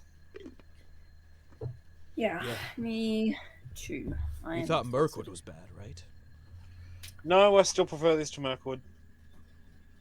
I would too. Like, there are no, Didn't like... you live in Mirkwood, Faina? Yeah, but there's also giant spiders. I mean, of course I killed it, so... I mean, I guess it's not really that scary to begin with, but, you know. Seems like you need to get your story straight. Anyways. Yeah. His mind wanders off. You can tell that this is clearly grating at him. Okay. Like the just being down here. He's convincing himself otherwise. Well, think about it this way. Soon we'll just grab Dindy. We'll hopefully just sneak right on out of here, and that'll be the end of it. No more creepy tunnels, no more goblin song, and no more of whatever the hell that tapping is. And I think you're going crazy. is I don't just... hear it anymore. Maybe you're the one that's going crazy, because I still hear it. Crazy. And, I was crazy once. They locked me in a No, room. no, absolutely not. Cutting that down right now. And Theodric is going to keep moving forward to hopefully figure out where we are. You follow this pathway. It's a little bit of a wider tunnel for about the next 10, 15-ish minutes until you... it's actually something that, Theodric, you are unable to see. It is so dark down here that your eyes truly can't adjust to this. However, Jess and Feanor, you can see decently well. There is probably a good 15 feet up ahead of you what looks to be a waterfall, kind of cascading down from the left side from an underwater river. But it's sad, you hear in the distance the sound of crashing. There is a hole that you are about to walk into. Theodric, I'm going to have you make an acrobatics check at advantage, because Jess and Feanor can... I thought I was in the middle of the pack. You are, but you're just continuing walking. Okay, I got an 18. Feanor, he reaches out his arm to grab you as both Jess and Feanor stop dead in their tracks, and he pulls you back. All three of you are immediately aware to this giant pit that separates you from the other side. Oh. Well, that was lucky. There's a hole. And it goes, this water that's falling on the side just goes down into absolute darkness. You can hear somewhere in the distance this is crashing. But it is a deep, deep, deep hole. As if going down to the depths of the earth itself. Okay. How far across, like how wide is the chasm? So wide. So on the left side of the wall, there is a giant waterfall, and then on the right side, you see that there's nothing there. However, on the opposite side, on the distance, directly in front of you, there's probably about a 30-foot gap between where you are now and over on the other side. But you can make investigation checks or perception checks in order to attempt to find some kind of way across. Yeah, I'll do perception. I'm better at that. I am exhausted, so we'll be at disadvantage, right? Yep, that's true. Right. Feanor got a 19 on disadvantage. That's crazy. I got 11. I got a 2. 2. You can't You see didn't have to jack do yours at nothing. disadvantage. Did you know that? Pardon? You didn't have to do yours at disadvantage. Okay, you're very clever. Actually, it probably is because you can't see. Okay, well that's fair. Well, Yeah, as far as Actually. perception and that We are goes. blind leading the blind. Yes. Fortunately, though, Jess, you do notice that there is on the right side of the wall, actually on both sides of the wall, one that goes beneath the waterfall and one on the opposite where there is a small kind of ring around where you could tell that it has actually been carved out, and you could see goblin footprints going in both directions on both sides. So behind the waterfall and also on the other side, not behind the waterfall. Perfect. All right, I'll shimmy across using that one.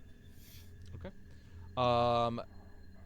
Feanor, he looks to you and says, "I don't think this is going to be so easy as Jess is making it." Jess, as you begin to shimmy across on the other side, I'm going to have you make a. I'm going to have you make a acrobatics check for me. Okay.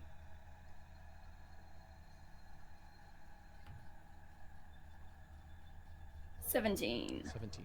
You're Oh able wait, to. no. Disadvantage. Natural 1. For a Oh, total God. of 3.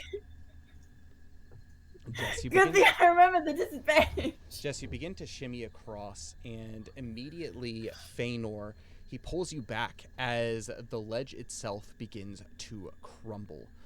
I'm going to have you make a dexterity saving throw for me.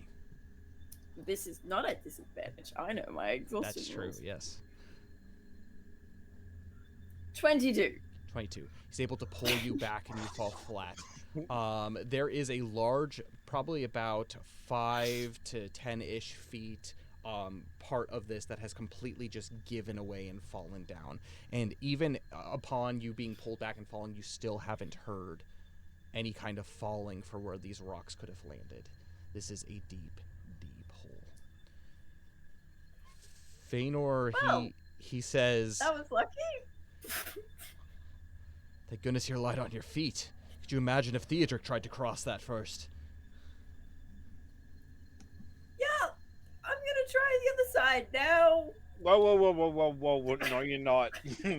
And Theodric is going to just kind of like stop everyone and just be like, okay, let's actually have a bit of a better look around here.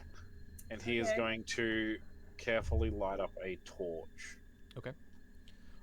You do so, and immediately light begins to flood this area as it glints off the waters, crystal clear waters. Very much a subterranean river system that is falling beneath. You aren't able to see on the other side of this waterfall, but the waterfall itself probably only extends 15 feet of the side of the wall, so you can see about 10 feet-ish on each side of the wall.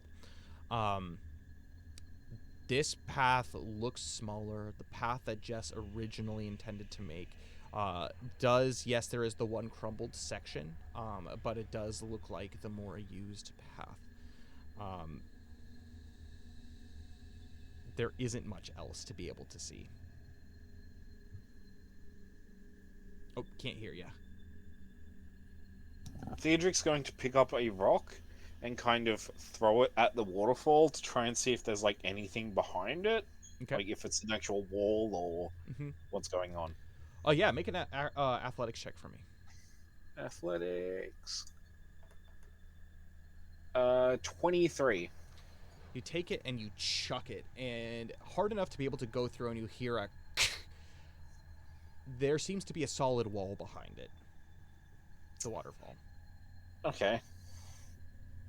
Well, we know that there's not any sort of secret passage behind the waterfall. What's on? How's the roof looking? How's our roof situation? So in the kind of side of the tunnel that you're in, it stands probably about just above, like 6 foot, just above. So Theodric, you might have to kind of I'm kind of punch stooping a little bit. But it does expand a little bit to like up in the top left. You can see where the water has come from, but it's kind of a carved out ceiling that extends maybe at most 8 feet tall. Okay. This tunnel has been made completely by water with this small path. Now that you have the torchlight up, it looks like it was carved out of the wall by goblins over time. Like they used their digging skills to be able to make these small paths. Okay. Do you know what are the rules for throwing things? What are you intending to throw? Toss me. What I People? was about to say, what is the rule for, say, throwing a small-sized monster or person? Essentially, depending on the size of the creature, now that you are a medium size, you can essentially make an athletics check. Because if you attempted to throw Jess, you could throw her a number of feet equal to, I would say, your like 5 times your acrobatics modifier. I know that's not the actual D&D rules, but that's the one that I typically tend to play. So it would be like for her it would be up to 20 feet, which that's a lot for that. If it's like just a heavy object, it's different. But in this case, it would be you could throw her up to 20 feet. And for Feanor, you could throw him probably no more than 10-ish feet. Okay. And you said it was 30 feet across to the It's other 30 feet side? across to the other side, yeah. Damn, okay. We can't yeet the Hobbit. Yeet the Hobbit. I mean, you can yeet the Hobbit. They'll just go down. I don't instead want of to kill across. you. Like, jeez. I already got one of your characters killed. Don't make me kill another one off. You he didn't kill Jay. he turns to you. He turns to all of you and says, "Do you think there's anything in our bags that could be of use?" And he digs through his. Unfortunately for me, I kind of just carry weapons. It seems like I have this helmet, and You he have pulls a out the lot of Ubhur's weapons. helmet, and Look, right now I've just got water skins, whetstones. I've got more rope, and my torch. Does anyone have a grappling hook? I mean, I've got rope. I also have rope. I don't know how the Maybe on the opposite side of the room where we're Mhm. trying to get. Mhm. Is there any sort of point you think where if we were to fire an arrow, it would actually find purchase? No, there's really nothing but It's stone just wall. stone. Yeah. You that's could, what I thought. if you fired it hard enough to be able to do it, you might be able to get a little bit of a hold, but that's really Yeah. trusting your arrow. Yeah. Mm-hmm. Okay. Look, as much as I hate to say it, we might have to just risk the weird, creepy goblin path that almost collapsed out from under Jessamine. Feanor, as he kind of pulls out and begins to uncoil the rope, he says, "Maybe we could use this like we're a climbing team or something." What I mean by that is, normally I would do it, but maybe if Theodric, you seem a little less exhausted than us, maybe you go out ahead. We can tie ourselves around the rope just in case one of us falls. We can Pull him up. and pull him up. I mean, it seems to be our only option right now, so I think we go with it if you don't have any disagreements with that, Jessamine. I just say that I think it's a good idea if I go in the middle. Yes, that would be the most even distribution of of weight. Well, I mean, wealth as well. Let's be honest. True. I'm wrapping the rope around me. Yeah, Feanor begins to tie it kind of around his waist, and he says, "How far apart do you think we should be?" And you kind of begin to organize yourselves accordingly. So the way that this would work, if you wish to do so, whoever goes first is either going to make an acrobatics check or an athletics check for me. Okay. This is essentially to just keep hold. The DCs are different. Acrobatics is a little less. Athletics is going to be a little bit of a higher DC. I'll just give you that. And if you make it across, essentially what that does is the person in the middle gets advantage on that, and that on their roll, which I guess in the case of Jess, it would just be she would make her check normally. And then if she, and the person at the back as well, if Jess falls, if Jess does fall again, that check is basically going to be the burden of you, Theodric. It's going to be an athletics check to attempt to pull her up, and then Feanor is going to have to make an acrobatics check to avoid falling in as well. However, if Jess does get across, and let's just say Feanor loses his footing, he gets obviously normal acrobatics check or athletics check as well. If he does lose his footing, you will get advantage on the attempts to pull him back up. Okay. Does that make sense? It's a lot mechanically, but it's a lot. Yeah, I guess I don't have any better idea about this, so this is what we're gonna do. So what Sounds good. what do you wish to do in order to which kind of check? Are you gonna do athletics or are you gonna do acrobatics? I'm gonna be doing acrobatics. All right. Oh, athletics. Sorry, athletics. What could possibly go wrong? So as you begin to make your way across, Feanor, he recommends, Jess, why don't you stay on this side until the rope goes taut before you start making your way out across. Which would basically allow Theodric to make his way about halfway before you would have to start moving, Jess. All right. Okay. Theodric, go ahead and make your acrobatics check. Oh, please something good. Please something good. That's an 11. 11. You begin to slowly make your, not descent, but your way out across.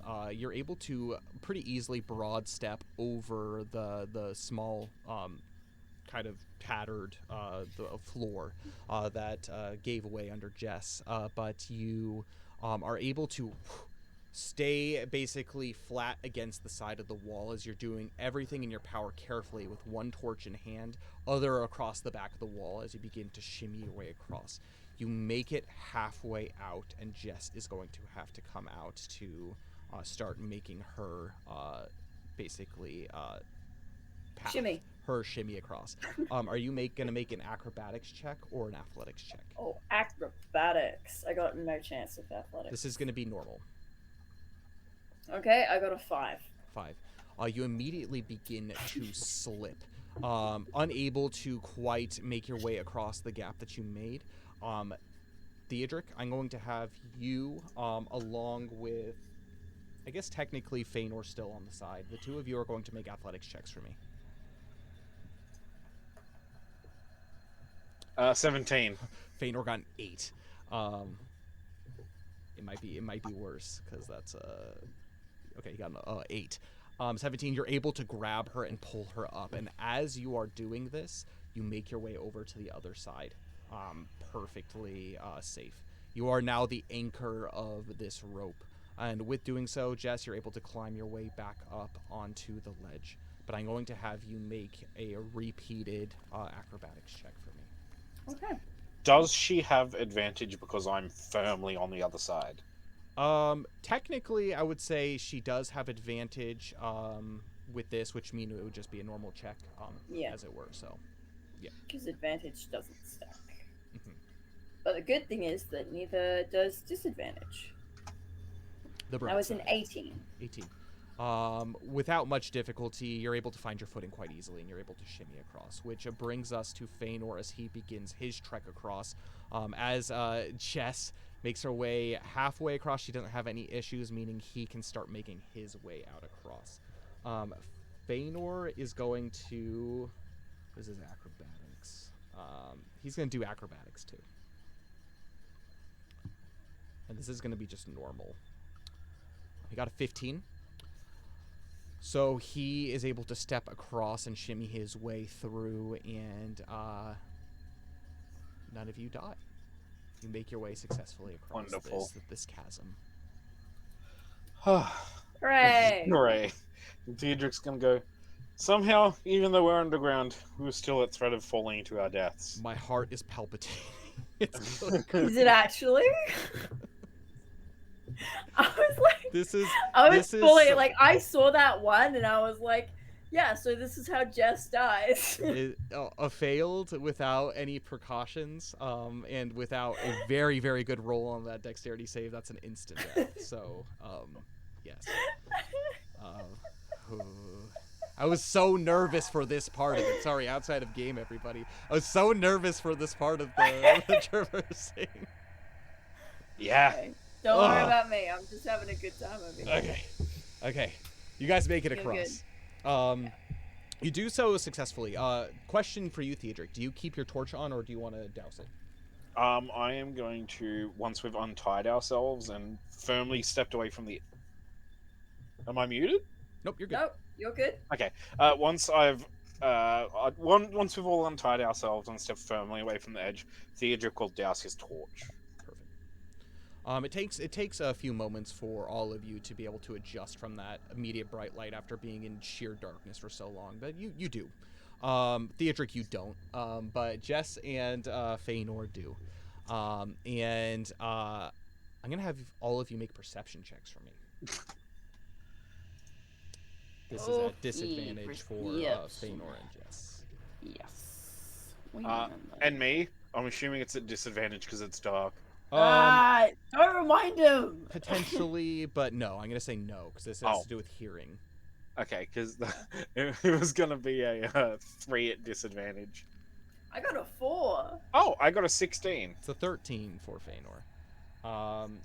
Jess, you are shaken from the experience and just like trying to like kind of like wipe the dirt off of your skirt, and you're just looking around like I could have freaking died there. Kind of how I'm feeling currently as the DM, but I'm assuming Jess is feeling similar.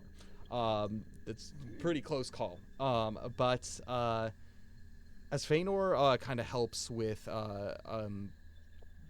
just getting things ready and making sure that everyone has everything to go forward, you've actually noticed, Theodric, that the singing has stopped. You have no idea for how long it has stopped, but it has stopped.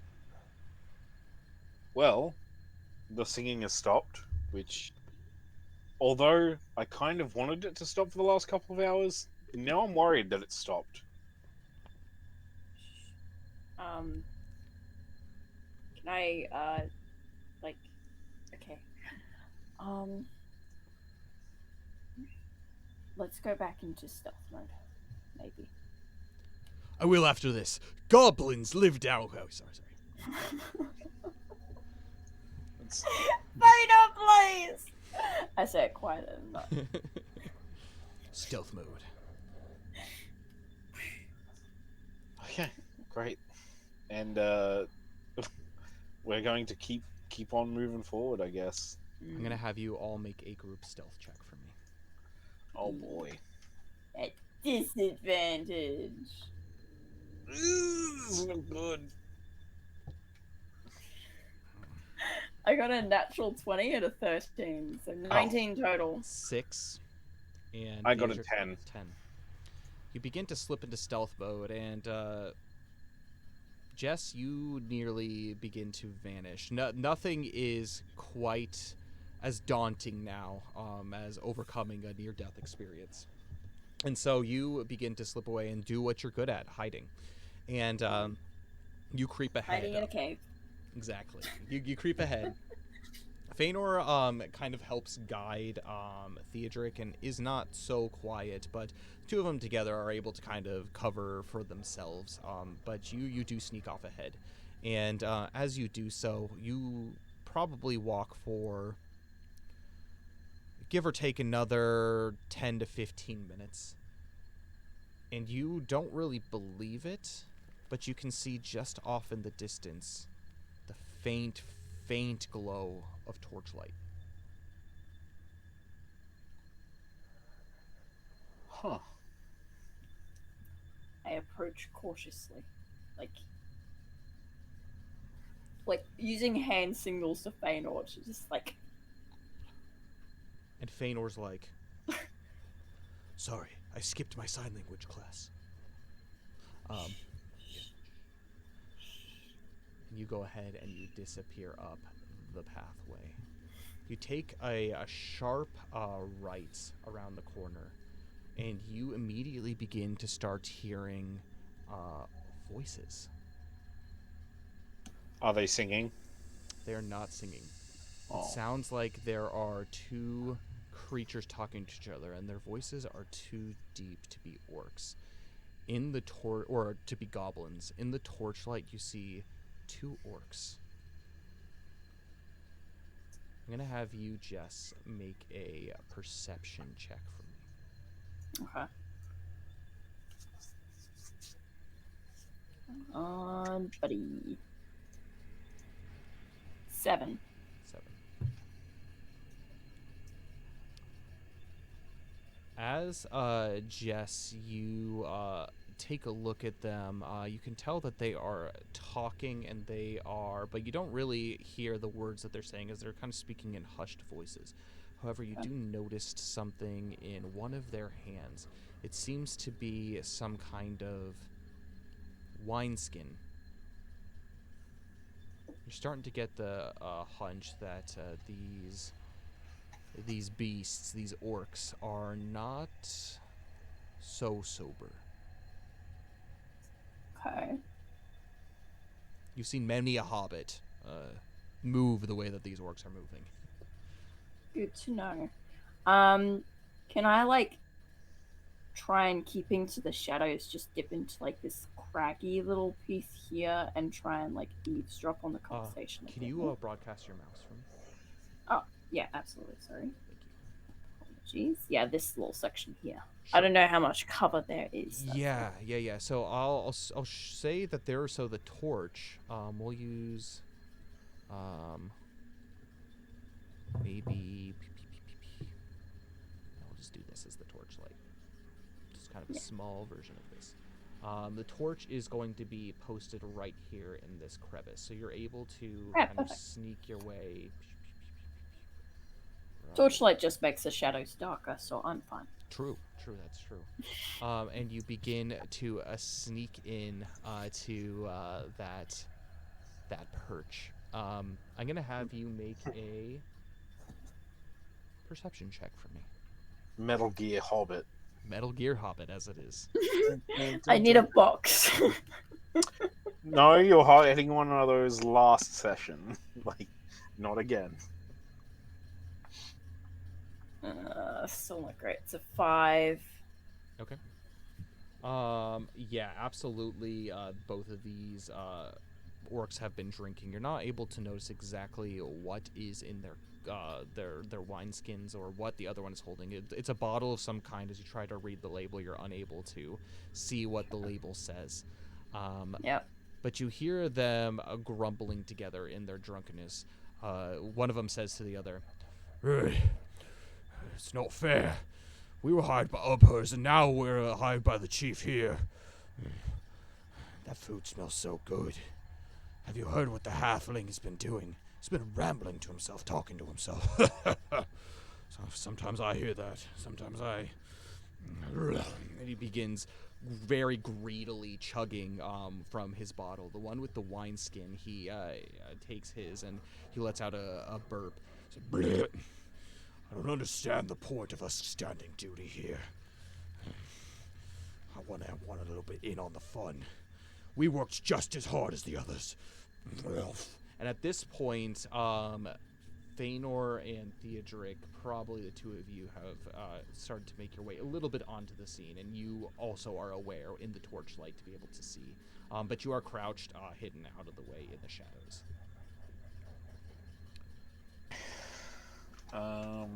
Okay. I don't like my odds of sneaking past these two. Neither. Do we want to try for some sneaky attacks? Potentially, but if they make any noise, they're just going to alert everyone else. So I'm more Depending on inclined to how wait them out. Theodric, I'm going to have you make a perception check for me. Oh, okay.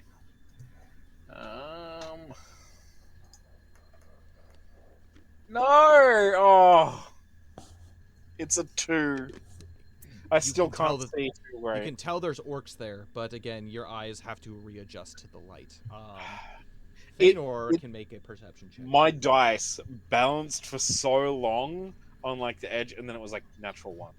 Okay, so What? I don't Plus want one. this to happen.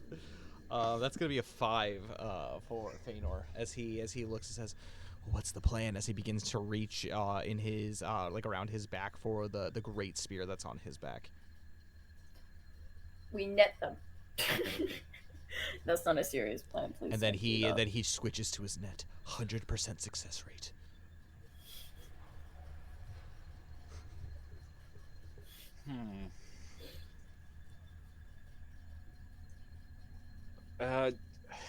It's hard to plan anything because technically we wouldn't be able to really talk to Jess without No, the orcs hearing. I'm not even here. You don't even know where I am. And Theodric's gonna go, look, I don't see Jess there, so I guess for now we see if they get drunk enough to pass out. I don't know, let's just wait for Jess's signal, and I don't know if she like shanks one of them in the neck or something, then we'll smash tackle the other one. I think that's a good idea. I don't even know. I don't even see where she's at. And as you two are kind of like peering around the side, these two orcs don't seem to be looking up the tunnel at all. They seem to be focused, like looking at each other and then like just like around. But you're unable to notice much outside of that. You don't notice that actually the two of them are probably even drinking. You just hear a orc grumbling. You have no idea. Only Jess probably would know that two of them are drunk. I have a plan. Can I find a loose rock? Oh Anywhere yeah, around? easily. Okay, perfect. I'm gonna sneak. Hang on, I'll broadcast my mouse back here. I'm gonna sneak back up to these guys. Whoop! Grab the wrong thing. Apologies. You want to move that one back? Lovely. Okay, I'm just gonna show you. I'm just gonna sneak back up to these guys. Okay. Pop up behind them. Tap. Bloody Theodric on the leg.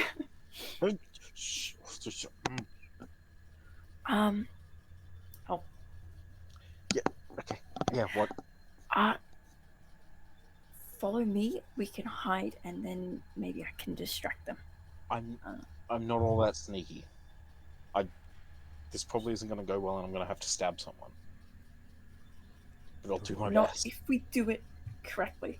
I've So got my I'm net. gonna lead them back to my hidey hole here. I'm gonna have all of you make a stealth check for me. Okay. I'm flirting with danger tonight. I'm feeling frisky. Even though I've got a disadvantage to stealth, I got a 20. Holy shit! That's Hopefully it balances out. I got an 8. That's the greatest stealth roll I think Theodric will ever do. You take that really into account, Theodric, as you truly stealth. You become the shadows. Yeah, it's taking a page out of Jess's book. But as both Feanor and Jess make their way, you, Jess, actually kick a rock, and it goes clattering to not even the attention of any of these orcs. They don't even break from their stupor at all. Okay. Well, in seeing that, I like straighten up a bit. Like I'm a little bit offended that they didn't even like glance in my direction. I'm like, really? Theodric's gonna look at Jess and then look at the orcs for a second, and it's just got. I have an idea.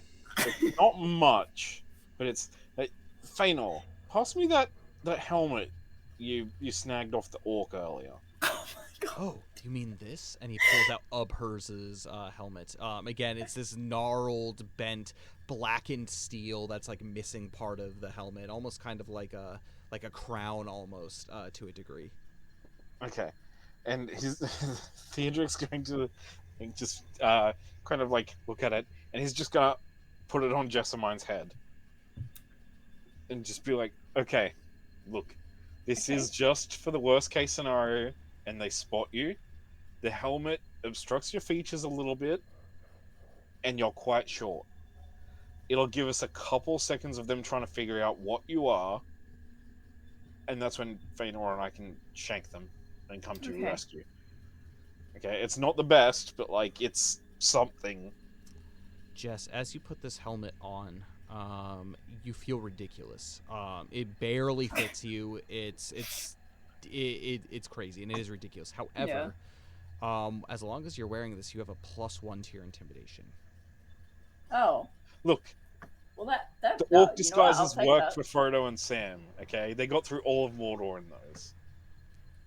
Who's Frodo? Who's Sam? Who's Friends of who's yours? Sam? Frodo Baggins. Frodo Baggins. Frodo Baggins. Okay. He's my second cousin, once removed on his mother's side. That is actually an excellent point. Okay. Theodric, I'm gonna do something really dumb, but I need you to go with me on it. And if Okay. it goes badly, then we can attack these orcs. Okay, Okay, I've got my net ready. he's got his net ready. Alright, perfect. That's great. Okay. I okay, I'm just gonna stealth to like over here, Okay. and then I'm gonna break stealth and actually approach the orcs. Okay. Yeah. Oh, And boy. like I'm not even going to acknowledge them, I'm just gonna walk straight past. Is Theodric still hiding in his main spot? Yeah. Okay, perfect. Yeah. So Theodric and Feanor is hiding. I'm just not even acknowledging them. Like maybe giving them a glance, but just like looking like that I am on a mission and I don't want to be disturbed and I know where I'm going. As you make your way into the torchlight, the two of them kind of like look at you, like half kind of like one of them is clearly has like a stupor, like their face is kind of sagging to a degree, and they look at you. You walk past. They don't immediately stop you, but they say, "Oi, oi!" Ugh! And they like What? ruffle up. What? The chief, What? You want to say something to me? the chief said that we're to keep lookout. Well, good job. You're keeping lookout. I'm gonna go this way. You got a Gross, problem does with this that? one look familiar to you? And the other one says, You don't look familiar to me either, mate. But I'm not interrogating you. Make a deception check for me. I should have brought a clipboard with me. Deception. I have pretty good deception. 16. No, I can imagine you disadvantage? saying the clipboard. You the clipboard. I'm with the OSHA. I'm here to check.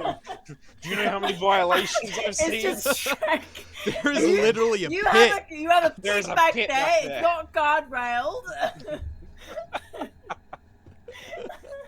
I've That's counted a at least disadvantage. 16 Yes. I've counted Oh, at least disadvantage? 16 Okay, OSHA sorry. violations already. Oh, that's so funny. Oh, with disadvantage, it's an 8. They look at you and say, no offense, just weren't expecting anybody else. The feast has already begun. What are you doing here so late? I'm here late because I got captured by those bloody idiots on the mountains. I had to send them in entirely the wrong direction after they threatened to kill me by dangling me off a cliff. Grick, is that you? I knew we were missing someone. It's Grick. While this is Yeah. while this is happening, was it your above game? Was it your idea for us to sneak up and do the dirty business while you're doing this? I didn't know how this was gonna go, so Okay. either way. Theodric is going to draw his belt dagger. Okay. And quietly, I'm assuming they're both facing. yeah, so like this one's facing this direction and this one's facing this direction. I will broadcast my mouse. Oh, pardon me. And Theodric is going to sneak around here, and hopefully Feanor's going to sneak up behind this one. This is the dumbest idea I've ever Make had. a stealth check for me. Okay. I really hope this works. How distracted and how drunk are they? You've noticed right away they're very drunk. Okay, and would they're that decently be- distracted? Would that be enough to give us advantage on this stealth?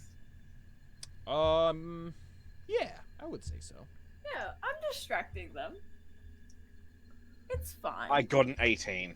That's a 20 for Feanor. Heck yeah.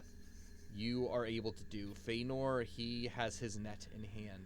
He's like, you can see Jess as the two of them sneak around very clearly, like in like the shadows of this torchlight just coming around. How is this continuing to play out, Jess? I wait, what was the last thing you said? He Brick. asked me if I do. I'm like, What are you doing so late? oh yeah, and I said, well, I got captured by those bloody people on the mountains while you guys left me to die, and then I had to send them in the wrong direction and give them the slip. Thanks for that. No Thanks for offense, we're abandoning just me, by doing the our way. job. Can I say Yeah, well, so am I, and now I'm trying to get past you guys to go to the feast, and you're giving me a bunch of crap Why you about it, gotta like- go to the feast and we have to be on guard duty? Okay, can I say while this argument's happening, Theodric is standing behind the first orc and he's looking at Feanor and he's like, "Knife, just like, we're gonna slit their throat." Like he's not he was saying like, anything. 100% success.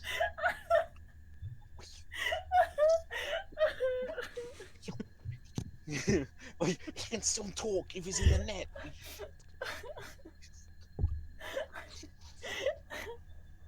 And then he takes out a lantern flask. Begins dousing his net. No, just kidding. Fire net. Yeah, that's happening in the background of this argument Jessamine's having with Look. these orcs. maybe I get to go to the feast because I actually did something and I led them in the wrong direction. You know, they wanted to send a rescue party to here to rescue the halfling. Yeah, that's what you get when you leave survivors, right? Make a deception check for me. Okay, here we go. Disadvantage. Obviously, yes. I remember the disadvantage. It's 12. 12. Fine. Go talk to the captain of the watch. He'll throw you in the watch cycle at some point. Save some for me. Make sure big old Don't- gold balls doesn't eat everything. Huh. Don't count on it. And I completely turn my back to whatever situation is about to unfold. Okay, And I just And start this walking. this is where Theodric looks to Feanor and just nods, and then he's going to grab the orc, like with covering his mouth with his hand, and just shank him in the throat a bunch. You have a surprise round of combat. Go ahead and roll for initiative. Both of you. Okay. It's so funny. Oh my god, I did not expect that to go that well. I got a 19 in my initiative. Alright, give me 1 second as I jump over to my initiative tracker. Okay, so that was a... Theodric, what was I that think again? Feanor will have 19. disadvantage as well. Perfect. And then for Feanor, his initiative is going to Oh, be damn. disadvantage. I got a 20. I rolled a natural 20 and an 18. That is a 5 for Feanor. This disadvantage sucks. Feanor got a 5. And then you got a what, Jess? 20. I rolled a nat 20 and an 18. As you investigate these orcs were the same ones that were in the service of Ubhers. They're clearly out of place here. They are bickering, and you can tell that they are getting the shorthand of this. They're getting shafted, essentially. Yeah. But Jess, you have a surprise round as you continue to walk off, and everything's kind of all happening at once. So while this is happening, you begin to walk away. You can either choose to turn around and attack, or which essentially would give disadvantage to Theodric and Feanor to anything they wanted to do, as it will immediately alert them that something's not wrong. Something's wrong. So you can like forego your surprise round of Oh, yeah. combat, to let them do their thing, and then you can join in the combat if you want to afterwards. Can I move my turn until the end of Feanor's turn? Yeah, if you want to. Want to withhold kind of your turn withhold actions? Yeah, I'll absolutely. do that. For sure. You kind of slowly begin to walk away in this direction, and that brings us to Theodric. You grab this orc and begin to start stabbing him. Go ahead and make attack rolls against this orc. Okay. What would that be? Would that be?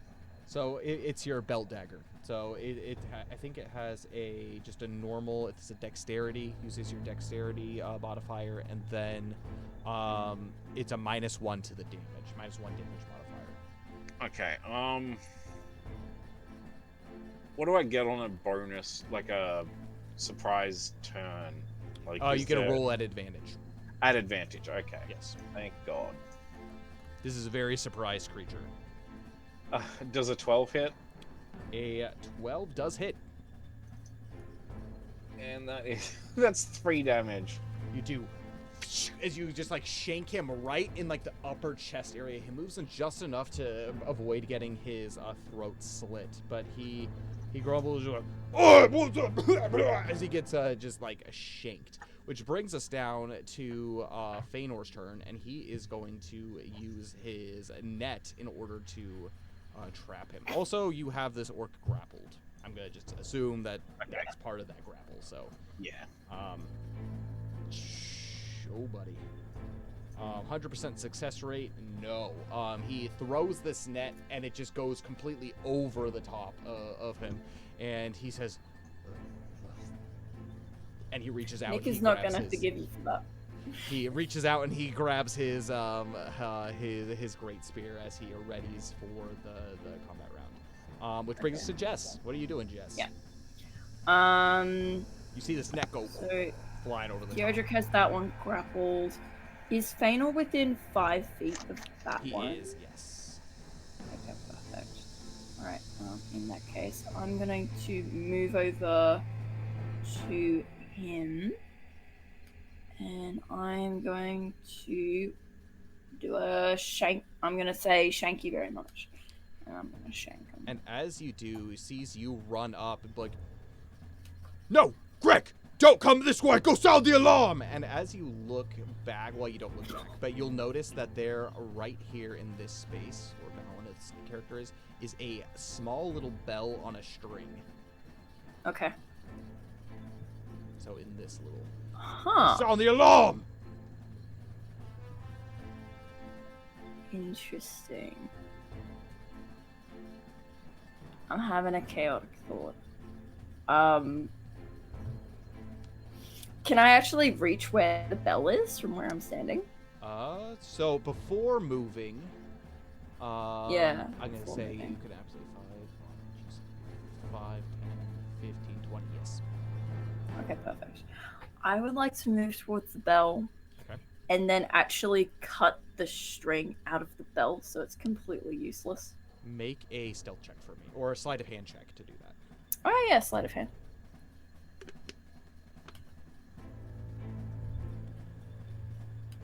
Disadvantage. 22. 22.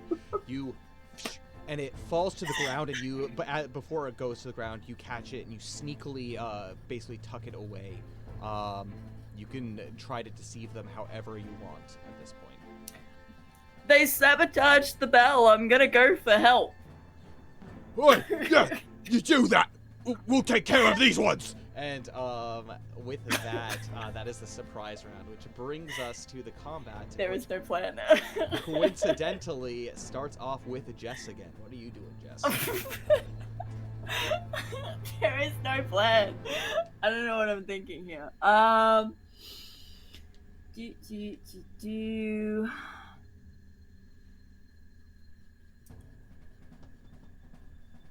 You got these guys, right? Or do you want me to help? Oh yeah, we've got them. And as the net flies out and he pulls out his spear. Oh yeah, that was me acting out of character. But Oh. like, yeah. Yeah. I think Dom, if you're trying to say something, you're muted. I was like, if it was in character, Theodric's just currently shanking him. Yeah, we're good. I like to think that like the orcs and Theodric and Feanor said that at the same time because they don't know what side I'm on. Yeah, we got this. Ugh. Okay, perfect. I'm just gonna calmly go back to my plan A and just calmly just keep going down. Calmly, or do you want to dash? No, just calmly. Alright. I'm taking my time. I'm not rushing. Hurry up! We can only hold them for so long. As they begin fighting. Which brings us to Theodric. I am going to use my bonus action to shove Okay. the orc so that he's prone. Make a contested athletics check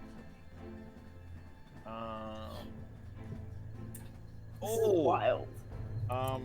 17. 6. I think. Wait, because I've already got him grappled, is that an advantage or? me. Yeah, yours is at advantage. Mine's at disadvantage. Okay. Sorry. He's 19. drunk. You're doing the WWE Yeah. body slam. 12. 19. 12.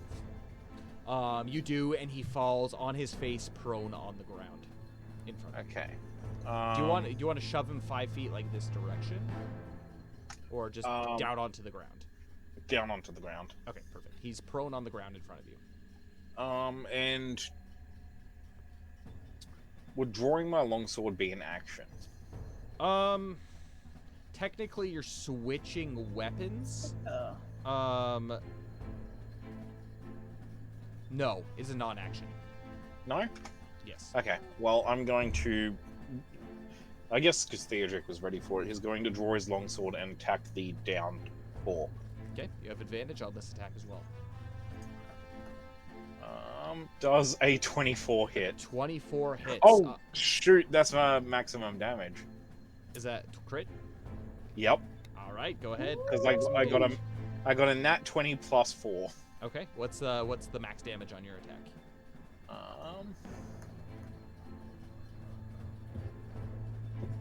1d10 plus 2. So 12. 12. Very nice. As you push him down to the ground, he looks up at you and goes, Wait, what, man? and you take your sword and you just slice his head right off. And he just. Hell yeah. Yeah, Damn. that was a very dead orc. And Feanor's like, Okay, it's my turn. but first it is this orc who Oh, needs to go. I still have movement, You do have. I think. And I am going to move just over here, I think. To kind of like, if he somehow figures out Jessamine's with us, and he tries to make a break for it, I'm just gonna cut him off. The orc takes one glance, but at his friend, and just seeing him get pushed to the ground, he doesn't see him get killed. But he turns around and he's going to attempt to assault Feanor with his spear attack. Thank goodness he has a disadvantage because that was a nat 20 and a nat 3. He misses. And Feanor, with his spear already out, he's going to go ahead and, at disadvantage, make his great spear attack. First one's a 23. This one is a 18. That'll hit, which means his damage is going to be a 7 as he takes his spear and just slashes up across the broad side of its chest, and the orc goes, Hurry up, quick! as he's like kind of like falling back a little bit, just like a step or two, trying to find a defensive footing. And as he flashes out with his, a bottle drops on the ground, breaking in every direction, making it in this general area, so 5 feet around him, is going to be a difficult terrain for the time being. All right, which brings us to Jess.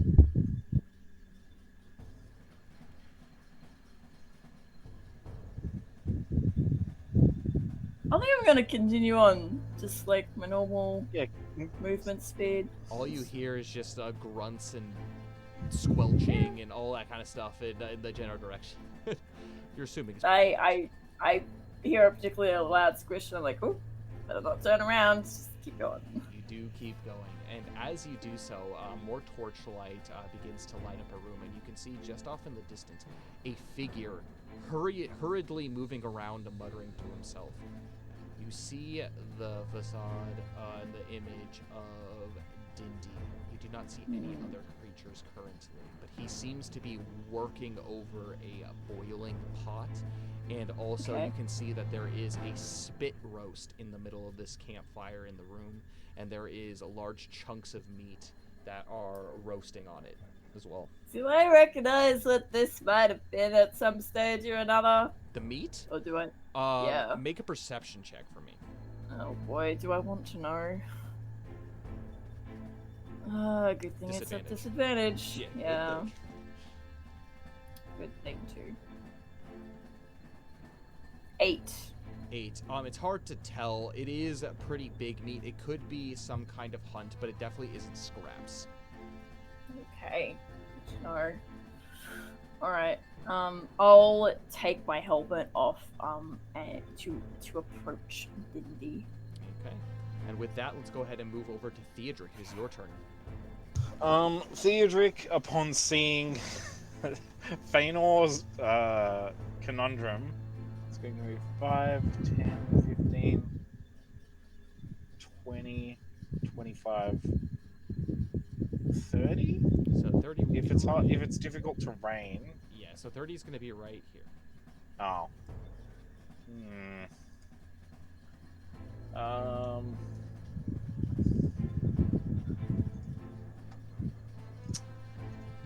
Feanor says, use my net. It's right at your feet. How would I... Actually, how would I do that? How would I do the use net? your dexterity bonus in order to chuck it at him. So just a flat dex roll, or...? Yeah, it's flat dex roll. It's a contested against a dexterity save that. Okay. Which he's clearly not paying attention to you, so... This could be an advantage, I would say. Okay, that's good, because I need it. An 11. 11. You throw out this net, and it covers the back of him, and he falls down to the ground prone. Cool. And with the rest of my action, I don't know if it would be a bonus action or not, but Theodoric's just going to be like, well, it feels like stealth is out the window, and he's going to basically just sling his great shield off his back and just have it in his other arm. The orc, it is his turn now, and he is going to try everything in his possible ability to escape this, which he gets a nat 2, so he's not going to. And Feanor stands over the spear in hand. He's like, well, well, well, how the turntables. And he takes his spear and goes and stabs it. He has advantage because this creature is prone, so it's normal. He's going to hit with a nat 19 for 22. And that is going to be a total of 12 points of damage, silencing this creature. Okay. Well. So, that wasn't too difficult, was it? No, but I'm sorry to say that your net isn't a 100% success rating anymore. Hey, it's teamwork. Good job with the net. I'm saying if it works at least once per combat, that's 100% in my book. That's not how percentages work, but okay. It's Feanor math. Feanor math. 100% of the time, it works every time. Why don't you say we go find Jess? She casually walked off up the tunnel. I can see that there is, well, at least no screaming. So why don't we take this one step at a time and see what she's up to? You should take the orc helmets with you. We should take the orc helmets with us. Okay, yeah. I mean, you can look the part. Like, I think I'm a little bit too handsome to disguise myself as an orc, but we'll see what we can do. And, Hey now, if Frodo and Sam disguise themselves, you're friends. Who are they? Frodo Baggett. No, and now it's funny because I beheaded my orc, so I've got to like pick up the head, and I'm just kind of like. shaking it both- out of the helmet. Both That's nasty. both of you guys pick up helmets, and I'm gonna have you guys make stealth checks as you make your way up the tunnel. Jess, you approach Dindy. He acknowledges you actually as you get within campfire. He says, Yeah, "Oh, I with take you the just a helmet off. moment, Agatha. Agatha. Oh, I'm sorry. I'm not doing this. I'm not doing this fast enough. Oh, what did she say? I take the helmet off. Yeah, yes. I'll be with you in just a moment. Oh, where are the I don't have any tea. Where's the tea? And he goes over and he opens a crate and he looks in. He's, where's the tea? I wish they stole more of my stuff. I pick the tea bags off the crate that's like right next to me, and I hold them out. These ones?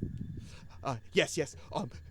Tell him I'll be but a moment. As he takes it, he's like, hot water. I'm not hot water. telling him anything. Dindy, look at me. And I like hold his shoulders and like grab his hands. I'm here to bring you home. What are you doing here?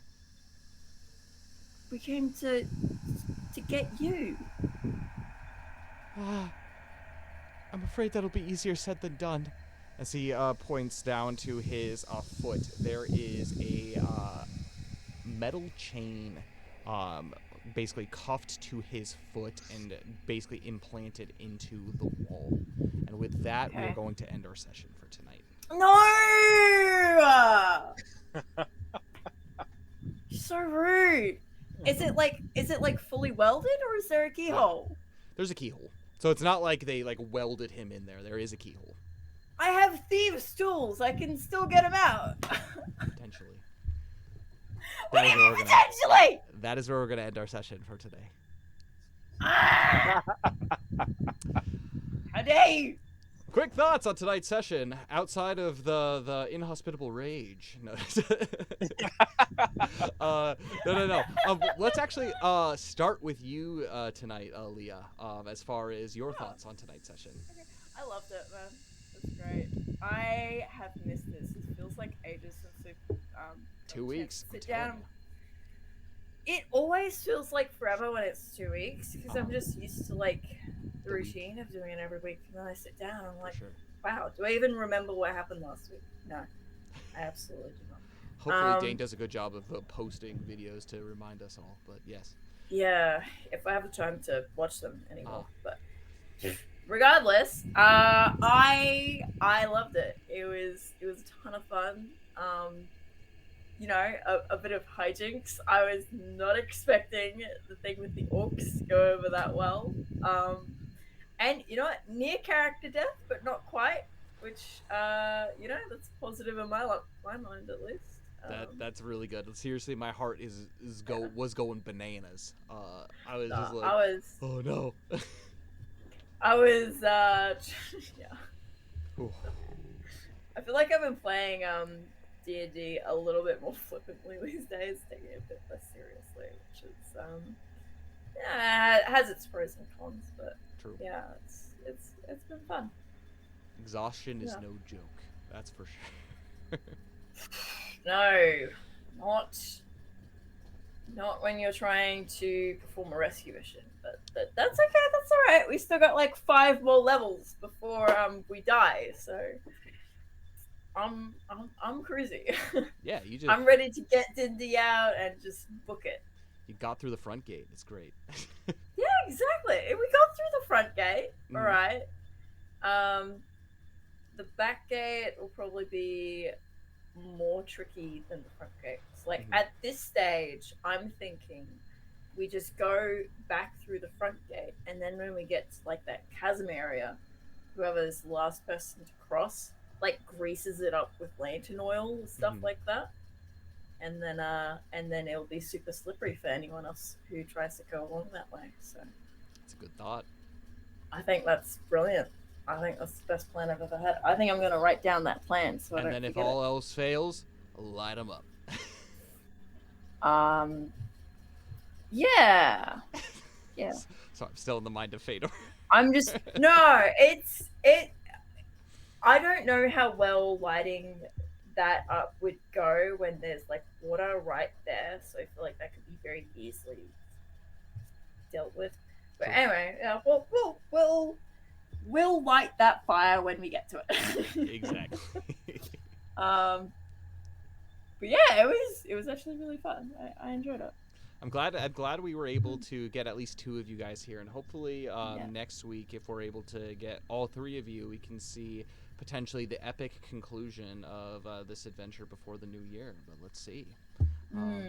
It'll be a good time. But no, it was great. It was fun. I loved to see the way that you used kind of your charismatic abilities to be able to sneak past again. Like, I love like the hijinks and like creative ways to get through a situation, as opposed to just like, let's run in and kill. Well, that's a very obvious thing. Clearly Theodric and Feanor had 0 issues just running in and killing. But I like to see the teamwork. I like to see the initial, like, here, take this helmet, even though clearly it's not going to. How convincing is this? No, it's good. I think it's I just ran with it. I fully expected that not to work at all. Oh, absolutely. I was like, yeah, I just might die today. But you know what? Worst case scenario, they attack her and Theodric and Feanor come in and save her. Like, True. anyway, so You had the unfortunate issue of being left with the 2 characters who have no brain cells together.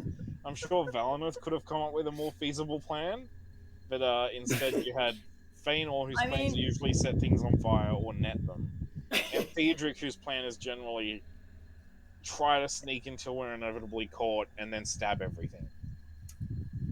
I mean, at least Theodric didn't try and forcibly rub dirt on my face, so you know that's great. The villain origin story. Now we know Yeah. where it started. Legit. There was a time where when I was young and someone rubbed dirt in my face. You were going to. You're gonna have to remind me how shadow points work, because mine are getting up there, and I'm not very high on wisdom. What is your wisdom score, and what are your shadow points at right now? Oh, that's right. I was gonna say too, no. because I forgot earlier. I realized that I actually have advantage on being corrupted. It's like, yeah, I'm happy to just go with it. Cause, yeah, we'll go with it for now. Let's I'll try to keep it in my mind to continue to remember that as well. And I think for me, I just need to remember hobbits carry the ring. There's a reason they carry the ring. They don't get corrupted as easily. So I need to remember that too. But yeah, we'll keep it as it is, and then just try to remember in the future. Maybe like wherever you're tracking shadow points, maybe like have advantage on these. No, that's a good idea. Yeah, so I'm up to 5 points of shadow, and my wisdom score is 9. Okay, so just a really quick brief of what ends up happening is when you hit that like 9 threshold, wherever your shadow points are, you go into a fit of essentially like madness. Corruption. Yeah, like madness. And so each class has their own like shadow weakness, and so you start to kind of fall into like those kind of tropes of like you're being taken away or like taken by those things that like are corrupting you and corrupting your heart. I think like for the treasure hunter, it's like dragon sickness, and so you start to become like more greedy and like things like that. You start to take on those traits, but what ends up happening is once you hit that level, I think it's like up to 4 levels of it, then your shadow score resets to 0, and then it goes up, and then basically once you hit 4, like you lose your character, and then like you roll on the madness table and you get affected for like a certain period of time for that. So Cool. yeah, so that's how that works. And again, there are ways to reduce shadow points as well, like for like fellowship phases and that kind of stuff. So Yeah. Okay, I need some of that soon. Yeah. I am rapidly approaching my So I think from memory, one of those ways was you can actually go home too. So that might even be an option for you, Deirdre. yeah, it's like you can literally spend an entire fellowship phase going home and like literally like healing from your adventure that you have by surrounding yourself with people and that kind of stuff. So, and that's like a really that's a decently potent way to remove shadow points. So it's instead of like a couple, it's like a decent chunk actually. It's like I think like 1d6 or something, depending on how long. If it's a Yule phase, it's 1d8. If it's just a regular fellowship, then it's like a d4 or something. So like averages to like a d6. So this one that's upcoming is a Yule. So if you want to do something for like a distance, that's a good opportunity to potentially heal a lot if you want to do so. Because I had a plan for my fellowship phase, but getting rid of those points of shadow would be really nice. I feel like I would gain points of shadow if I went home. So like, hey, how's it going? I'm alive. Yeah, remember that thing you told me not to do? I went and did it, and I'm back! And Bilbo welcomes you with open arms. How was it? It was actually really fun. Immediate shadow weakness. Oh, I saw that look before in a companion of mine, Thorin. You sure you're okay? Oh, that's good. Anything else to add, though, Jess, on tonight's session? No. No? Really fun time. I missed this. Great. Yeah, the good role-play sessions. We've had a couple combats. We had a little small combat today, but good role-playing sessions. Yeah. For sure. But Dom, your thoughts for Theodric? I had a really good night. I'm going to admit, when I got home, I was exhausted and not so much dreading this, but I was like, I'm going to be so low energy. I'm going to be so tired. I'm going like, I was kind of like doubting, like, I don't think I'm going to be able to bring much to tonight's session. But as always, AME has energized me. Spending time with you guys has made me feel better, and I was really stoked with how tonight's session went. Yeah, you did great. I actually, one of the things that I really love is it's pretty rare that I think like Theodric and Jess, like the two of them, have kind of their kind of repartee between the two of them, because I don't think there's been a session where it's just been the two of you. No. Yeah, there you go. So this is the first time. We usually get all everyone. Yeah, that's true. So... Yeah, we're pretty lucky in that regard. Yeah. But no, it was fun to see the two of you kind of play off of each other, and yeah, no, I didn't feel like you were low energy at all. It was great to be able to see you do your thing. So yeah, I thought the opposite. Like, we started the stream and you were like, "Hey everyone, I'm Theodric," and I'm like, "Wow, that's a lot of energy." That was me putting all of it into it, because I was like, work has been like holiday season, so everybody's traveling, so there's a lot of people buying fuel, and a lot of nonsense has been happening at work, and it's just been like energy. But no, tonight was great. I'm glad to be back. Glad for us to get back into it. I really liked just a lot of the out of combat stuff, like just Feanor humming along to the music, and Jess and I just being like, shut up, and like just the shenanigans. Yeah, the shenanigans and hijinks. That's what I'm gonna name today's session. Shenanigans is tough and mostly beard. Elves are stringy and taste weird. Right? That was great, by the way. Someone clipped it, so... yeah. It's he already... he messaged me, and he says he wants that as his ringtone now. It's already in the Discord. It's already in our clips part of the Discord, Kyle. The thing you sign up for when you stream as a DM. Yep, it's here forever now. Jeez. Well, there you go, the Goblin song. You're welcome, everybody. It's gonna be a classic for the ages. It was great. It happened. I don't think you know, because you were too busy doing it. It happened just as the raid started. So that's the first thing people saw when they. It's so perfect. It was perfect, right? Because I've watched the raid thing come up, and just as you burst into song, and I was just like, "This is amazing." So perfect. Oh, no. It's okay. Right. The things you do for a fun session. Actually, I do have a lot of fun just being goofy and doing that kind of stuff. Like, goblins are great because they give you an awesome opportunity to just be off the rails goofy, because that's what they are. in Tolkien's work and whatever world you're in, goblins are crazy. So that's what they All do. I could think of the whole time was like, is David Bowie going to be walking on walls and stuff in his tight leather pants? Is Oh that my the goblin God. king we're going to be fighting? Oh no. You remind me of the Hobbit. Oh my gosh. I will tell you right now that if David Bowie went up to Jazz and be like, I will give you all the treasures in the world if you like side with me, you guys got no chance. She was switching sides. You remind me of the Babe. The babe with the power. You know, okay, here, mini story, okay? I've never seen Magic Mike. I Okay, promise Me this is neither, relevant. actually. neither. Never seen Magic Mike. And I only recently saw Labyrinth, like within the last couple of years. And when like that song came on, like Dance Magic Dance, like because I knew it previously. But I would always thought that it was from the movie Magic Mike. Oh, Just like Dance Magic Dance. I'm like, yeah, that's obviously Magic Mike. But no, it was just from this goofy 90s film about Labyrinth.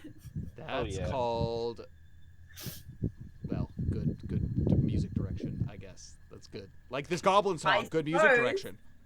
Oh Absolutely. yeah. Oh, yeah. The songs in this slap. Cool. But like my favorite part of that whole movie is the contact juggling that he does with the ball. I know it's not actually Bowie that does it. I'm just obsessed with the motion of it. It's very cool. I actually, for last Christmas, I bought my mother a like a crystal ball from That's the thing. awesome. And you know how sometimes they do the 3D model inside the orbs Yeah. and stuff with glass and stuff. It had the like crystal image of what's the girl's name in that? Sarah. Yeah. So yeah, I got mum that for Christmas because she's a big Labyrinth fan, and That's awesome. yeah. But no, You're David gonna have Bowie to tell me where aside, you found that. online somewhere, I can't remember right now. That's awesome. All David Bowie aside, tonight's session was Mm. great. I look forward to having Nick back with us next week. Fingers hopefully. crossed.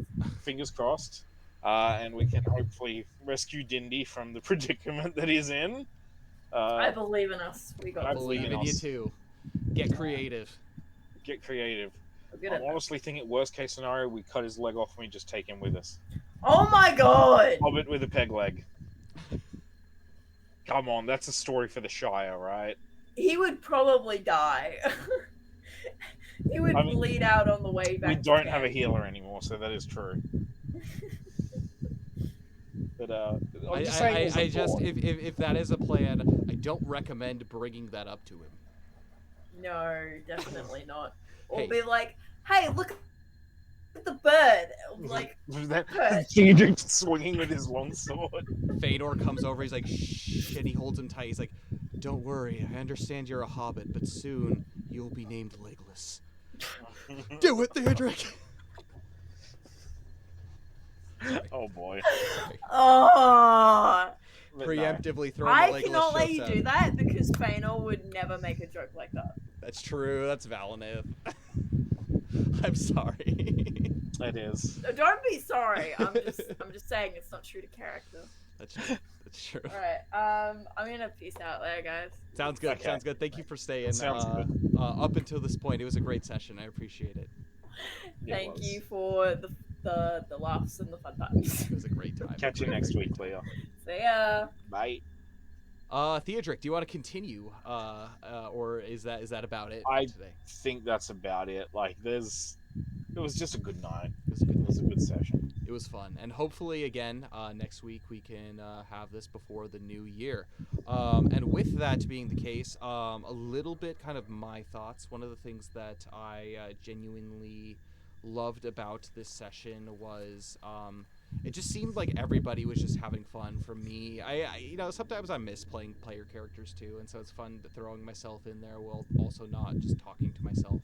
So kind of like my own like 2 cents here and there. Sorry, Nick, if you're watching this, if I didn't play completely true to character, but sometimes I gotta have a little bit of fun. It was great to see all the smiles. Thank you again so much for the raiders, for everybody that is a part of it. I look forward to seeing my goblin song a little bit later, I guess, on the Discord. But no, No, it's good. I've been really excited for this specific session and like this series of things to come.